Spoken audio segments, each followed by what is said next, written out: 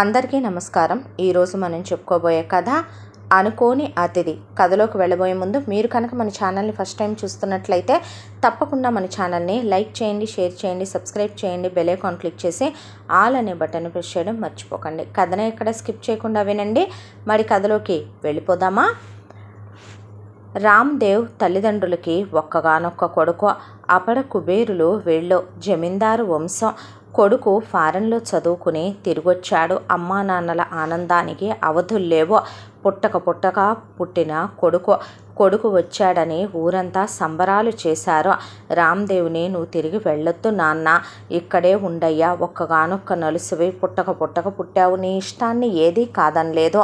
నువ్వు ఎక్కడ చదువుకుంటానంటే అక్కడ, ఏ బైక్ కావాలంటే అది, ఏ బట్టలు కావాలంటే అవి, నువ్వు ఏ విద్య నేర్చుకుంటానంటే అదే, ఏది కాదనకుండా నిన్న అల్లాడు ముద్దగా పెంచి పెద్ద చేసుకున్నాం. ఈ మలి వయసులో మాకు తోడుగా ఉండయ్యా, వ్యాపారాలన్నీ నువ్వే చూసుకోవాలి. నువ్వు ఏ ఫారెన్లో వెళ్ళి సెటిల్ అయిపోయావనుకో, ఇక్కడ మన నమ్ముకొని ఉన్న ఎన్నో కుటుంబాలు అనాథలైపోతాయి. దానికి తోడు మనకి బోలెడన్ని భూములున్నాయి. అవి కాకుండా మన నమ్ముకొని చాలామంది బ్రతుకుతున్న వాళ్ళు ఉన్నారు. ఇక మా మాట విను నాయన, ఎంతోమంది వర్కర్లకి అన్నం పెడుతున్నాం మనం ఫ్యాక్టరీలు, వ్యాపారాల ద్వారా. దయచేసి మా మాట వినయ్యా అని చెప్పారు కొడుక్కే. తల్లిదండ్రులు అంతగా చెప్పడంతో తను విదేశాలకు వెళ్ళి సెటిల్ అవ్వాలి, తల్లిదండ్రులను కూడా తీసుకొని ఇక్కడ ఆస్తిపాస్తులన్నీ అమ్ముకొని వెళ్ళిపోవాలనే ఉద్దేశంతో వచ్చిన రామ్దేవ్ తన నిర్ణయాన్ని మార్చుకొని ఇక ఇక్కడే ఉండటానికి ఒప్పుకొని మెల్లమెల్లగా ముందసలు ఆస్తి వివరాలు తండ్రి ద్వారా తెలుసుకుని, ముందు ఊరికి వెళదాం నాన్నగారు, ఊరికి వెళ్ళి ఊళ్ళో ఉన్నటువంటి పొలాలు, అలాగే అక్కడ ఉన్నటువంటి మన ఇల్లు, ఆ చుట్టూ ఉన్న మన తోటలు చూసి వద్దామని ముందు ఫ్యాక్టరీలన్నీ చూసేసిన తర్వాత కొడుకుని ఎండీని చేసి భారీ ఎత్తున హోమాలు అవి చేసిన తర్వాత అన్నదానాలు, వస్త్రదానాలు, భూదానాలు, గోదానాలు, సువర్ణదానాలు ఇవన్నీ ఇప్పించిన తర్వాత వెళదామని చెప్పి భారీ ఎత్తున సంతర్పణలో, ఇహ గుళ్ళల్లో ఈ పూజ చేసి ఈ పూజ చేయలేదనకుండా అన్నీ కంప్లీట్ చేసుకున్న తర్వాత కొడుకుని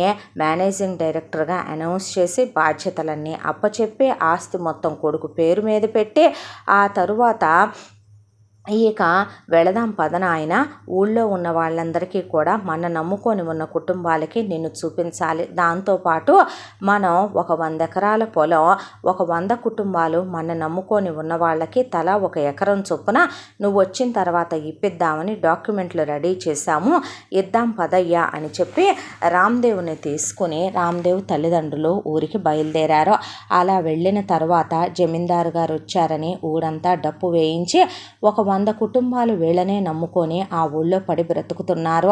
వాళ్ళు పొలం సేద్యం చేసుకుంటే రామ్దేవ్ తండ్రి వాళ్ళని పెట్టుబడి కూడా పెట్టమనకుండా ఆయనే పెట్టుబడి పెట్టి వచ్చిన పంటలో సగం వాళ్ళకిచ్చే, సగం ఆయన తీసుకుంటాడు ప్రతి సంవత్సరం.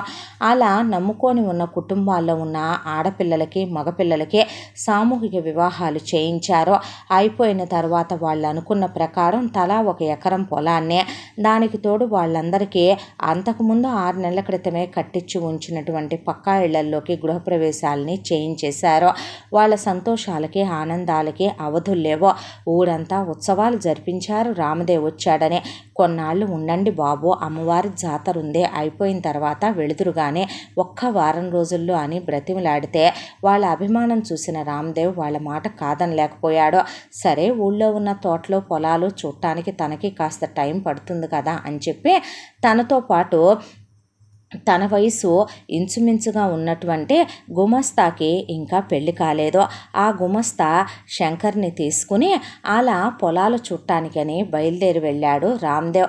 అలా బయలుదేరి వెళ్ళిన రామదేవ్ పొద్దున్నే వెళితే బాగుంటుంది రాంబాబు అని చెప్తే పొద్దున్నే వెళ్ళారు ఇద్దరు. అయితే అక్కడ ఊడి చివర పులిమేరలో ఎక్కడో ఒక 2 గదుల ఇంటి ముందు, అది పూడింటి ముందు ఒక అమ్మాయి అలా సంక్రాంతి టైం కావటం వల్ల పెద్ద ముగ్గు పెట్టి ఆ ముగ్గులో రంగులద్దుతో అలా గొబ్బెమ్మలు పెట్టి ఇంటి ముందున్న బంతి చెట్లల్లో నుంచి బంతి పువ్వులు తుంపి అలా ఆ గొబ్బెళ్ళల్లో పెడుతూ లంగావోణి వేసుకుని లంగా బొడ్లో దోపుకుని బొడ్డు కిందకి ఆ లంగావోణి వేసుకుని వెనకాల పిరుదులు దాటిన జడతో అందమైనటువంటి రూపంతో చూడగానే రామ్దేవ్ మనసుని కట్టేసిందా అమ్మాయి. ఏ కులం ఏ మతం అనేది కూడా ఆలోచించుకోకుండా రామ్దేవ్ అలాగే ఆగిపోయి ఒక గంట సేపు ఆ అమ్మాయి వైపే చూస్తూ తన్మయత్వంతో ఏం చెప్తున్నాడో కూడా శంకర్ వినలేనంతగా ఆమె మత్తులో మునిగిపోయాడు.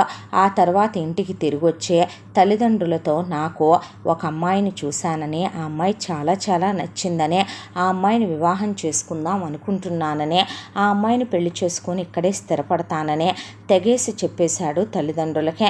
దాంతో ఒక్కగానొక్క కొడుకు పుట్టక పుట్టాడో, ఏ కులమైతే ఏముంది ఎవరైతే ఏముంది అని శంకర్ని ఆరా తీయమనమంటే ఆ ఊళ్ళోనే వాళ్ళు కటిక పేదవాళ్ళని, తినటానికి తిండి కూడా లేదని, ఆ గుడిసె తప్ప వాళ్ళకి ఏమీ లేదని, రోజు కూలికెళ్ళి బ్రతికే ఫ్యామిలీ అని, ఆ అమ్మాయి పేరు సునంద అని, ఆ అమ్మాయికి ఒక తమ్ముడున్నాడని, వాడికి పెద్దగా చదువు అవ్వలేదని, వాడి పేరు సుబ్బారావు అని, వాడు కూలి పనికే వెళుతూ ఉంటాడని, ఈ అమ్మాయి కన్నా 1 సంవత్సరం చిన్నవాడని, ఈ అమ్మాయికి పెళ్లి చేసి పంపించాలంటే అమ్మా నాన్నలు నానా తంటాలు పడుతున్నారని, కానీ కట్నం ఇచ్చుకోలేక చాలా సంబంధాల వాళ్ళు వచ్చి చూసి వెళ్ళిపోతున్నారని శంకర్ కనుక్కొచ్చి ఆ విషయాన్ని రామ్దేవ్ తల్లిదండ్రులకి చెప్పాడు.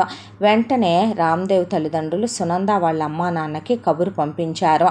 అంతే, అసలు ఎక్కడ అడుక్కు తినే ఫ్యామిలీలో ఉన్న తమని ఎక్కడ జమీందారు గారి కొడుకైన రామ్దేవ్ తమ కూతుర్ని చేసుకుంటానంటం ఏంటి అని వాళ్ళు ఒక్కసారిగా ఉలిక్కి పడిపోయి వంగి వంగి దండాలు పెట్టే, ఎంతకన్నా పెద్దవరం దేవుడు ఏవిస్తాడని చెప్పి సడేనన్నారు.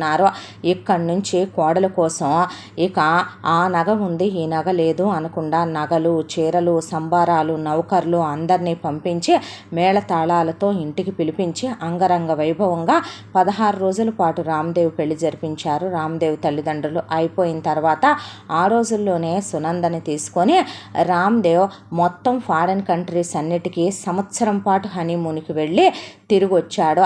కొడుకు కోళ్ళు సంతోషంగా ఉండటం కన్నా కావలసిందేముంది అనుకున్నారు రామ్దేవ్ తల్లిదండ్రులు. రామ్దేవ్ ఓన్ ఫ్యాక్టరీలే కాబట్టే తన ఇష్టమైన టైంలో వెళ్ళి తన ఇష్టమైన టైంలో వచ్చేవాడు. 24 గంటలు బెడ్రూమ్లో సునందతో గడుపుతూనే ఉండేవాడు. సునంద భర్త మెచ్చిన భార్యగా ఉండాలి, అత్తమామలు మెచ్చిన కోడలుగా ఉండాలి, అమ్మా నాన్నలు మెచ్చిన కూతురుగా ఉండాలి అనుకునేదే. అయితే అత్తమామలకి అస్సలు ఎదురు చెప్పేది కాదు. వేసినాక వేయకుండా, కట్టిన బట్టలు కట్టకుండా, రాజవైభోగాలు అనుభవిస్తూ సెంట్రలైజ్ చేసి ఇంట్లో ఈ కారు ఉంది ఈ కారు లేదు అనకుండా నౌకర్లు చాకర్లు దర్జాలు దేనికి తక్కువ కాకుండా సునందకి డబ్బున్నా ఆ డబ్బు వల్ల వచ్చిన అహాన్ని కూడా బయటికి రానివ్వకుండా తన బొటనవేలు కిందనే తొక్కిపెట్టేసి ఉంచేదే. అందరూ ఆడపిల్లలకి పుట్టింటి వాళ్ళంటే ఇష్టం ఉండటం సహజం. సునంద పెళ్ళైపోయిన తర్వాత నెల రోజులు తిరగకుండా సునంద తమ్ముడు సుబ్బారావుకి పెళ్లి జరిగిపోయింది కామాక్షితో. అలా ఇద్దరికి పెళ్ళైపోయి వాళ్ళు కాపురం కూడా పెట్టుకున్నారు. పెట్టుకున్న తర్వాత సునంద అమ్మా నాన్నలు కాలం చేశారు. రామ్దేవే అత్తమామలు కాలం చేస్తే వాళ్ళ అంత్యక్రియల బాధ్యతలు దినకర్మల బాధ్యతలు అన్నీ కూడా తీసుకున్నాడు. పైకి కనిపించదు కానీ సునందకి పుట్టింటి వాళ్ళంటే అమితమైన ప్రేమ. భర్తని ఒక ఆడది దేనితో వశపరుచుకోగలదు? తన చేతి వంటతో. అయితే ఇక్కడ అలాంటివి చెల్లవు. ఎందుకంటే ఇక్కడ 40 పాకాలు వండగలిగిన వంట వాళ్ళు ఉన్నారు. వాళ్ళ వంటల ముందు సునంద వండే వంట పెద్ద తంటతో సమానం. ఇక అదలా తీసేసి పక్కన పెడితే ఇంకా భర్తని ఆడది దేంతో ఆకట్టుకోగలదు? తన అనుకువ అందచందాలు. అలాగే 24 గంటలు అతనికి రంభల సుఖాన్ని పంచడం, అతనికి 24 గంటలు అనువుగా అతని కనుసన్నల్లోనే మెలగటం. భర్త ఉన్నంతసేపు అసలు బెడ్రూమ్లో నుంచి బయటకు వచ్చేది కాదు. సరిగంగా స్నానాలు చేయటం, 24 గంటలు ఏకాంత సమయాలు గడపటం, గంటకో పట్టుచీర మార్చటం, గంటకో నగల సెట్టు వేసుకోవటం, రాజవైభోగం అంటే ఎలా ఉంటుందో అనుభవించేదే. ఆయన అలా ఆఫీస్కి వెళ్ళిపోగానే అత్తమామలు మెచ్చిన కోడలు అనిపించుకోవాలని పూజ గదిలో ఓ తెగ పాటలు పాడి శ్లోకాలు చెప్పి పూజ గదిలో తెగ పూజలు చేసి హారతలిచ్చి అత్తమామల కాళ్ళకి దండాలు పెట్టి దగ్గరుండి వాళ్ళకు వంట వార్పులన్నీ తనే స్వయంగా వంట వాళ్ళు వండిన వాటిని వడ్డించి మరీ వాళ్ళ పాదసేవ చేసుకుంటూ అత్తమామలు మెచ్చిన కోడలుగా ఉండేదే. పుట్టింటి వాళ్ళ మీద తనకున్న మమకారాన్ని, పుట్టింటి వాళ్ళ మీద తనకున్న ప్రేమని అస్సలు బయటికి రానిచ్చేది కాదు సునంద. ఆ తరువాత రామదేవ్ తల్లిదండ్రులు తీర్థయాత్రలకు వెళ్ళొస్తాం బాబు అని చెప్పి వెళ్ళిన వాళ్ళు వెళ్ళినట్టే ఆ భగవత్ సాన్నిధ్యాన్ని చేరుకున్నారు. ఆయన ఇక తల్లిదండ్రులు కూడా లేకపోవటం వల్ల సునందే ప్రపంచం, సునందే లోకం అనుకుని సునంద ప్రేమ మత్తులో మునిగిపోయాడు ఒక రకంగా చెప్పాలంటే రామదేవ్. సునంద ఫిలాసఫీ ఒకటే, ప్రపంచానికి, భర్తకి, అందరికీ తను మంచిదవ్వాలి, తను మంచిదాన్ననే కిరీటం పెట్టించుకోవాలి, తను చాలా గొప్పదాన్ని అనిపించుకోవాలి. తన మీద ఇంత చిన్న బ్లాక్ స్పాట్ ఉన్నా సరే సునంద తట్టుకోలేదు. కాబట్టి ఎక్కడ ఏది బయటికి రానిచ్చేది కాదు. తను ఇష్టపడ్డ అమ్మాయి, ప్రేమించిన అమ్మాయి, తొలిచూపులోనే తను వలచిన అమ్మాయి, అందచందాలతో విందు భోజనం విస్తరాకులో పెట్టి వడ్డిస్తున్న అమ్మాయి, తను ఏదైనా అడిగితే ఏ సమయంలోనైనా సరే కాదనకుండా తన కోరికను తీర్చే భార్య, చివరికి చిలకలు చుట్టుకొచ్చే ఏదడిగినా సరే కాదనకుండా తన పాదాల ముందు అమర్చే భార్య, తనకి స్నానం చేయిస్తుంది, భోజనం తినిపిస్తుంది, కాళ్ళు పడుతుంది, చిలకలు అందిస్తుంది, పాల గ్లాస్ తీసుకొని ప్రతిరోజు రంబలా ముస్తాబయోస్తుంది, ఇక ట్రిప్పులకు వెళ్ళినప్పుడు స్వర్గ సుఖాలు అందిస్తుంది, ఇక ప్రతిరోజు కూడా చివరికి ఆయనకి పెగ్గు కూడా తనే కలిపి నోటికి తాగిస్తుంది సునంద. అలాంటిది ప్రతిరోజు శోభనం రాత్రిలాగే గడిపే జీవితం. ఇంతకన్నా ఒక మగాడికి ఏం కావాలి? ఆ దేవేంద్రుడు రంభా, ఊర్వశి, మేనక, తిలోత్తములతో గడిపే సుఖాన్నంతా తన భార్య ఒక్కదాంతోనే తను గడుపుతూ ఆనందాన్ని అనుభవిస్తున్న రామదేవ్ సునంద ప్రేమలో ఆశాంతం మునిగి తేలియాడిపోతూ సునంద ఏ కోరిక కోరినా కాదు అనలేనంతగా, సునంద ఇష్టాన్ని లేదు వద్దు అనలేనంతగా ఆమెని అమితంగా ప్రేమించేవాడు. ఇక సునందకి రామదేవ్ అంటే చాలా ఇష్టం. భర్త ఒక్క చిన్న మాట అన్నా కూడా తీసుకోలేదు సునంద. అలా అని తన పుట్టింటి వాళ్ళ విషయంలో ఎటు అమ్మా నాన్నలు పోయారో. తమ్ముడు సుబ్బారావు, మరదలు కామాక్షి ఇద్దరే ఆ గుడిసెలో పడుంటున్నారు. అది తీసుకోలేకపోయింది సునంద మనసు. దాంతో ఒకరోజు రాత్రే ఏకాంతంగా భార్యాభర్తలు గడిపిన తర్వాత అలిసిపోయి పడుకున్న రామదేవ్ గుండెల మీద పడుకుని తన చూపుడు వేలుతో ఆయన గుండెల మీద రాస్తూ, ఏమండి, ఇంత లంకంత ఇంట్లో మనిద్దరమే ఉంటున్నాం, అత్తమామలు కూడా కాలం చేశారు, నాకు మీరు వెళ్ళిపోయిన తరువాత ఇల్లంతా బోసిపోయినట్టుగా ఉంటోంది, నాకా ఏమీ తోచట్లేదు. తమ్ముడు భార్య ఇద్దరూ కూడాను అక్కడ ఏకాకుల్లా పడుంటున్నారండి. మనం తప్ప వాళ్ళకి ఎవరున్నారో. నాకా అత్తమామలు తోడులేని లోటు బాగా తెలుస్తోంది. మనసంతా ఆందోళనగా దిగులుగా కూడా ఉంటుంది. ఎటు చూసినా వాళ్లే గుర్తొస్తున్నారని ఆయన గుండెల మీద పడుకొని ఏడ్చే, మా అమ్మా నాన్నలు పోయిన తర్వాత మా తమ్ముడికి మరదలకి అన్నీ మనమే ఉంటామని చెప్పొచ్చాం కదా, ఎటు మనకు బోలెడన్ని పొలాలు అవి ఉన్నాయి, దానికి తోడు మనం సిటీకి వచ్చేస్తున్నాం, ఇక మనకు అక్కడ బోల్డన్ని ఫ్యాక్టరీలు ఉన్నాయి, ఇల్లంతా పై ఎత్తును చూసుకోవాలన్నా కూడా ఒక మనిషి కావాలి కదా. అలా తమ్ముడు పై ఎత్తును చూసుకుంటూ ఉంటాడు. తమ్ముడు భార్య నాకు తోడుగా ఉంటుంది, తీసుకొచ్చుకుందామండి, ఏమంటారు అంది సునంద. నీ మాట ఎప్పుడన్నా నేను కాదన్నానా సునంద? నా భార్య కొండ మీద కోతినడిగినా తీసుకొచ్చిస్తాను నేను. అలాంటిది పెళ్ళైన తర్వాత నువ్వు కోరిన మొదటి కోరిక నేను ఎలా కాదంటాను చెప్పు? నువ్వు ఏది అడిగినా సరే, అది నా ప్రాణమైనా సరే నేను కాదనకుండా నీ కోసం ఇచ్చేస్తాను, అది మర్చిపోకు అని భార్యని దగ్గరికి తీసుకున్నాడు రామదేవ్. అంతే, సునంద వెంటనే ముందు తమ కాపురాన్ని పల్లెటూరు నుంచి సిటీకి మార్పించేసింది. ప్యాలెస్ లాంటి, ఇంద్రభవనం లాంటి ఇల్లు, తమ్ముడు మరదల్ని అక్కడికి ప్రవేశపెట్టింది.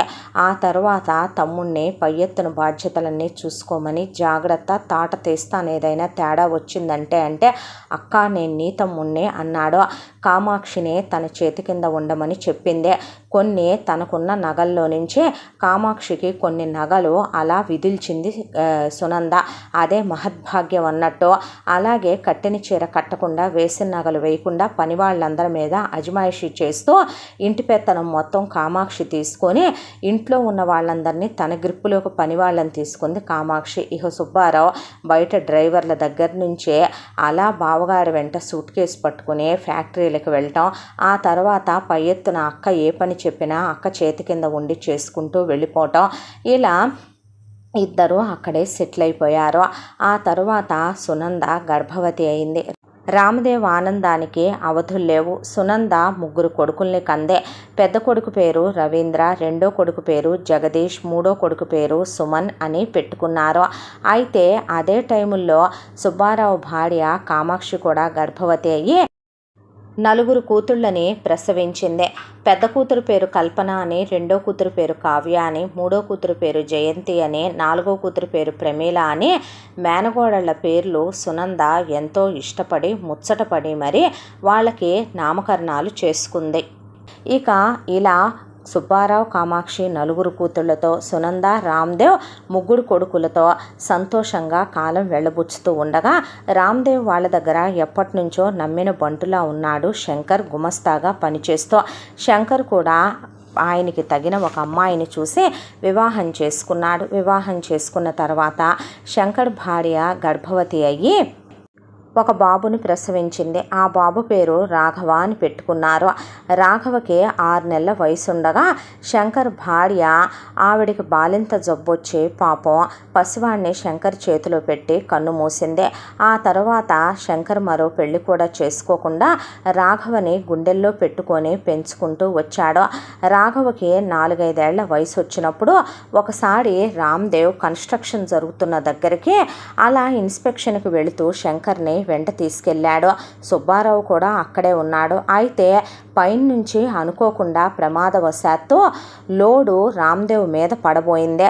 రామ్దేవ్ మీద పడబోయిందని కూడా సుబ్బారావు పెద్ద కేకేసి అక్కడే నుంచున్నాడు. కానీ శంకర్ మాత్రం రామ్దేవ్ను తోసేసేసరికి ఆ లోడు శంకర్ మీద పడి శంకర్ అక్కడికక్కడే ప్రాణాలు వదిలేశాడు.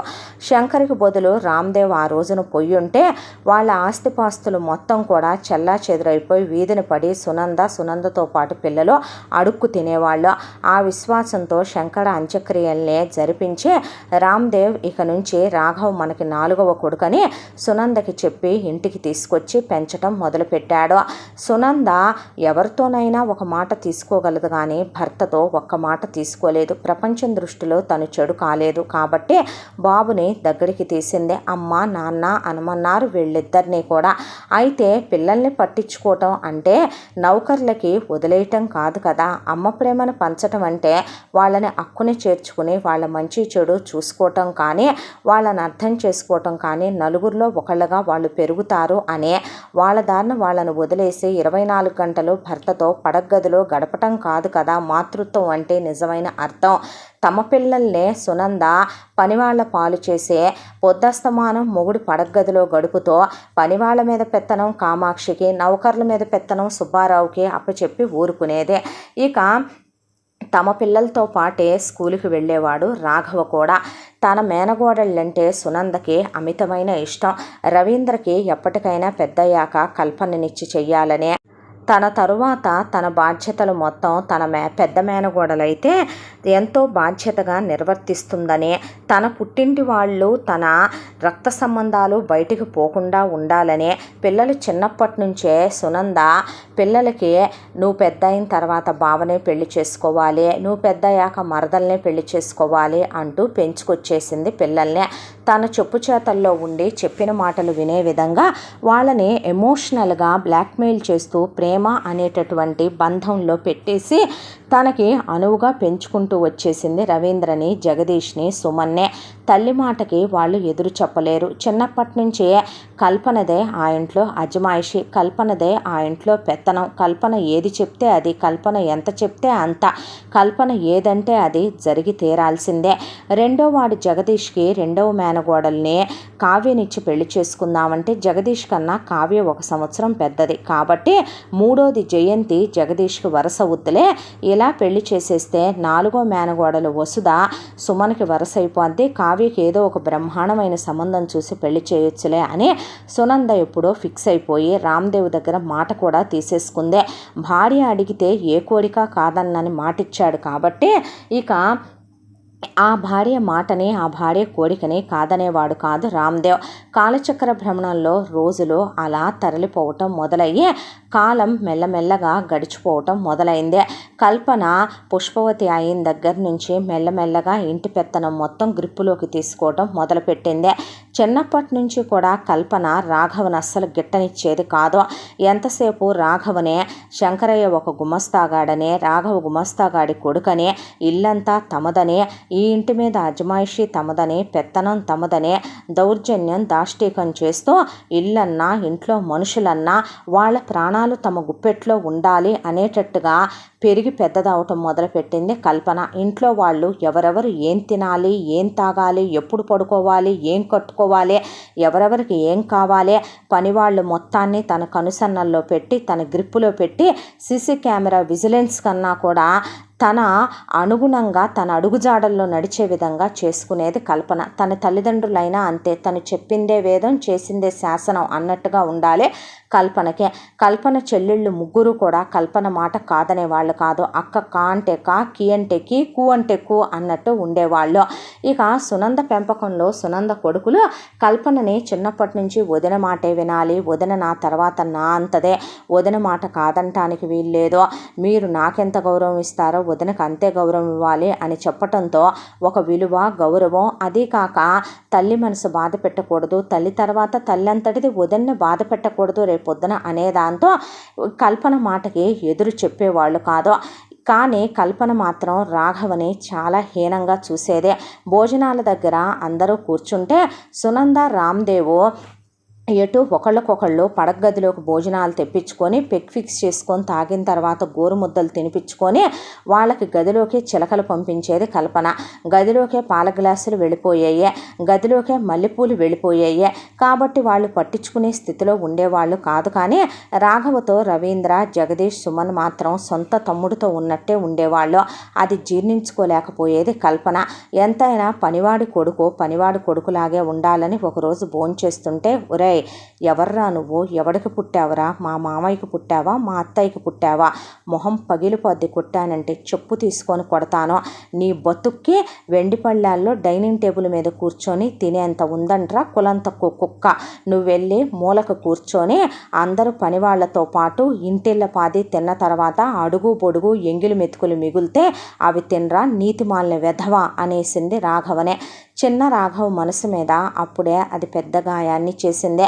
తర్వాత అందరికీ బట్టలు తీసుకోవటానికి పెద్ద షోరూమ్కి తీసుకెళ్తే ఇంటిళ్ళ పాది బట్టలు తీసుకుంటూ రవీంద్ర, జగదీష్, సుమన్ రారా తమ్ముడు బట్టలు తీసుకుందామని రాఘవని పిలిస్తే రాఘవ బట్టలు తీసుకోవటానికి వెళ్తే రే పనివాళ్ళు ఆ మూల అక్కడ తీసుకుంటున్నారు, మొహం పగిలిపోద్ది, నీకు నువ్వేంటో, నీ స్టేజ్ ఏంటో, నీ రేంజ్ ఏంటో చెప్పాను, ఎక్స్ట్రాలు చేసావో, నేను ఇలా అన్నాననే విషయం బయటకు వచ్చిందో బావ దగ్గర కానీ, మామయ్య దగ్గర కానీ, అత్తయ్య దగ్గర కానీ, మీ అమ్మ ఎటు పోయింది, మీ అమ్మ దగ్గరికి మీ నాన్న పోయాడు, నువ్వు కూడా అక్కడికే వెళతావు, జాగ్రత్త రోయ్, ఇప్పుడు ఇంట్లోంచి కూడా బయటికి గెంటేశారనుకో నీ బతుకు అనాథ బతుకైపోయి రోడ్డు మీద పడి అడుక్కు తినాల్సి వస్తుంది అనేసి అక్కడి నుంచి వెళ్ళిపోయేది కల్పన.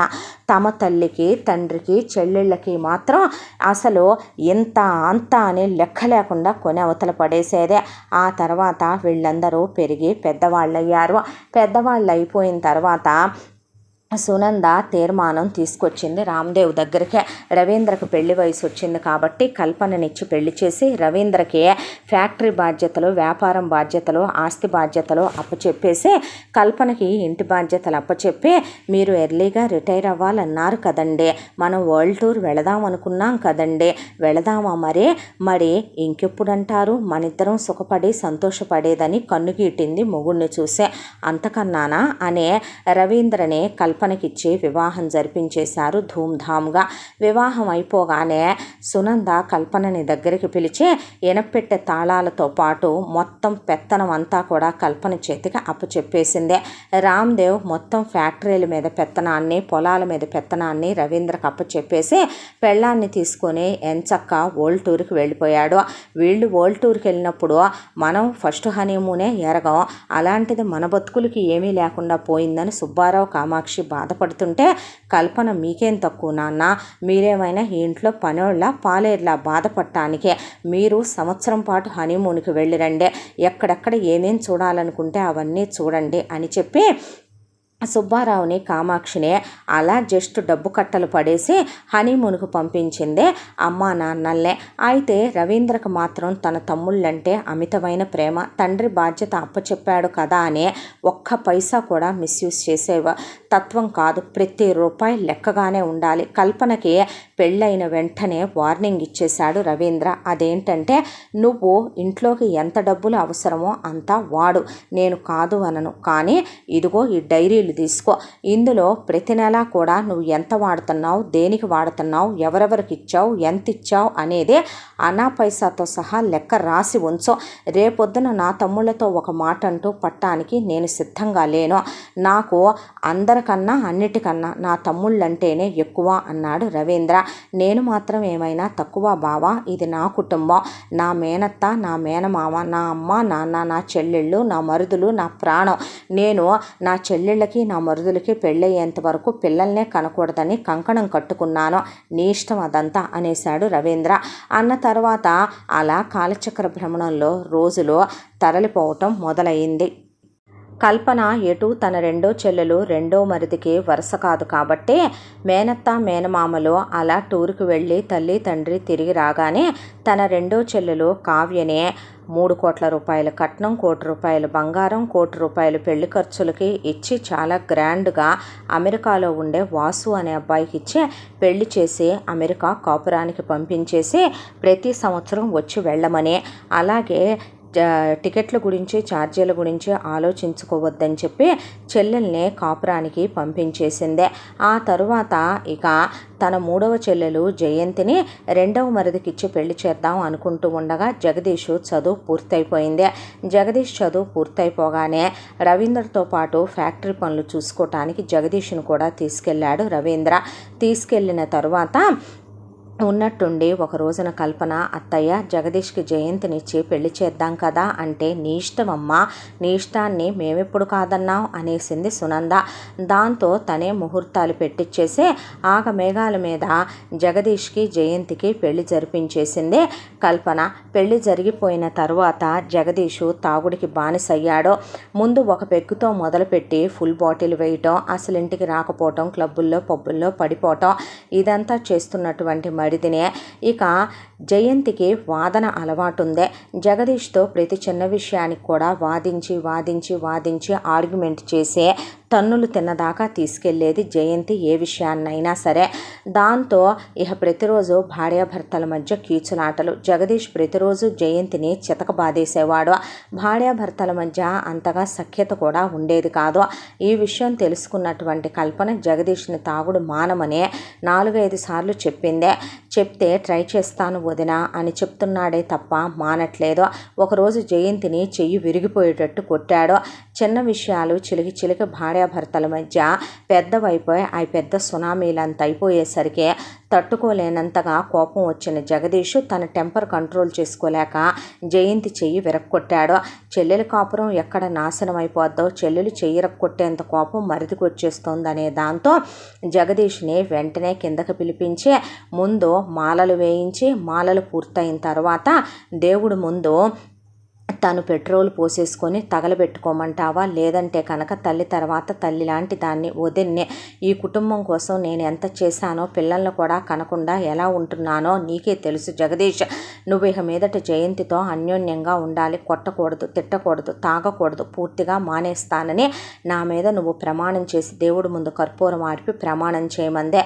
జగదీష్ తల్లి వైపు చూస్తే చెయ్యరా, చెయ్యి, అది ఈ కుటుంబం కోసం ఎంత చేస్తోందో అది కర్పూరంలా కాలిపోతూ కొవ్వొత్తిలా కరిగిపోతూ మనందరికీ ఎంత వెలుగునిస్తోందో, ఏంటి బాధ్యతలన్నీ మేదేసుకొని అది ఎంత బాధపడుతోందో, బిడ్డల్ని కూడా కనకుండా మాతృత్వాన్ని అణగదొక్కుకొని ఒక తల్లిగా నాకు మాత్రమే తెలుసురా, చెయ్యరా ప్రమాణం అని జగదీష్తో ప్రమాణం చేయించేశారు. అప్పటి నుంచి జగదీష్ అతి కష్టం మీద తాగుడు మానేసే ఇక పూర్తిగా వర్కహాలిక్గా మారిపోయాడు. జయంతిని కొట్టట్లేదు, తిట్టట్లేదు. ఒక భార్య భర్తలో పెళ్లి చేసుకున్న తర్వాత వాళ్ళ ధర్మాన్ని ఎలా నిర్వర్తించాలో అలా బ్రతుకుని రవీంద్ర ఎలా ఈడ్చుకొస్తున్నాడు, జగదీష్ కూడా అలాగే ఈడ్చుకురావటం మొదలుపెట్టాడు. భర్తలో అన్యోన్యంగా ఉండట్లేదనే బాధ అటు కల్పనకు కానీ ఇటు జయంతికి కానీ ఏమాత్రం ఉండదు. ఎందుకంటే వాళ్ళకి కావలసింది డబ్బు, నగలు, లగ్జరీలు, సుఖం, సంతోషం, సెంట్రలైజ్ చేసి ఇళ్ళు, నౌకర్లు, కార్లు, వాళ్ళ అమ్మ నాన్నలు, వాళ్ళ కుటుంబంలో ఉండే ఆనందాలు.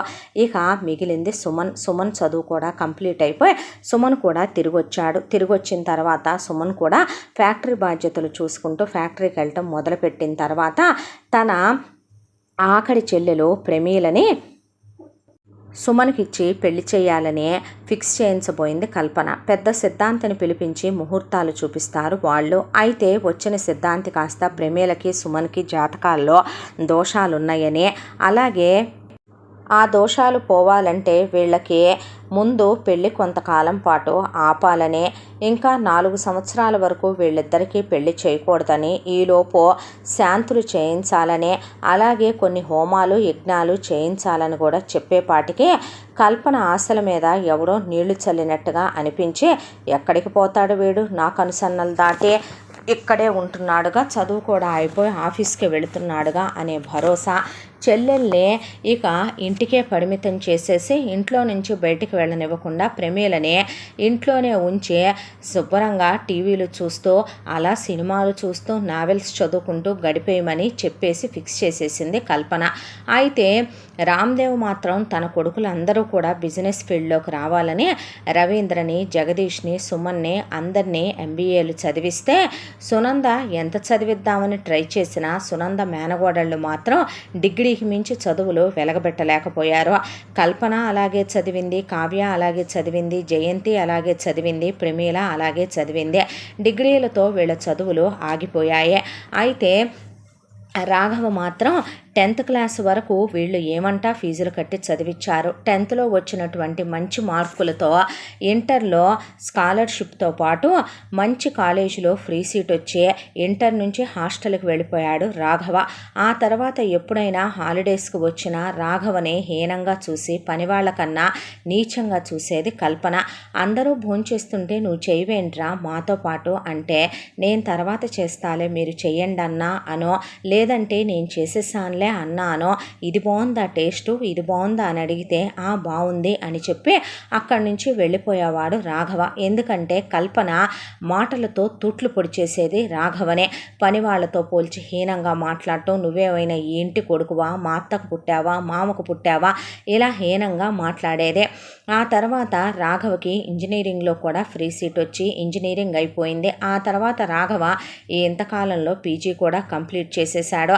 కంప్లీట్ చేసేసిన తర్వాత రాఘవ ఏదో ఒక ఉద్యోగం చూసుకొని ఇంతకాలం వీళ్ళు చూసింది చాలు, వెళ్ళిపోయి తను బ్రతుకుదాం అనుకుంటూ ఉండగా సునంద, రామ్దేవ్ తమ కొడుకులతో సమానంగా ఆస్తిలో నీకు కూడా వాటా పెడతామని, నువ్వు ఫ్యాక్టరీకి వెళ్ళి అన్నయ్యలతో పాటు ఫ్యాక్టరీ బాధ్యతల్లో పాలు పంచుకోమని, నువ్వు ఫ్యాక్టరీ వ్యవహారాలు చూసుకోమని చెప్పాడు రామ్దేవ్.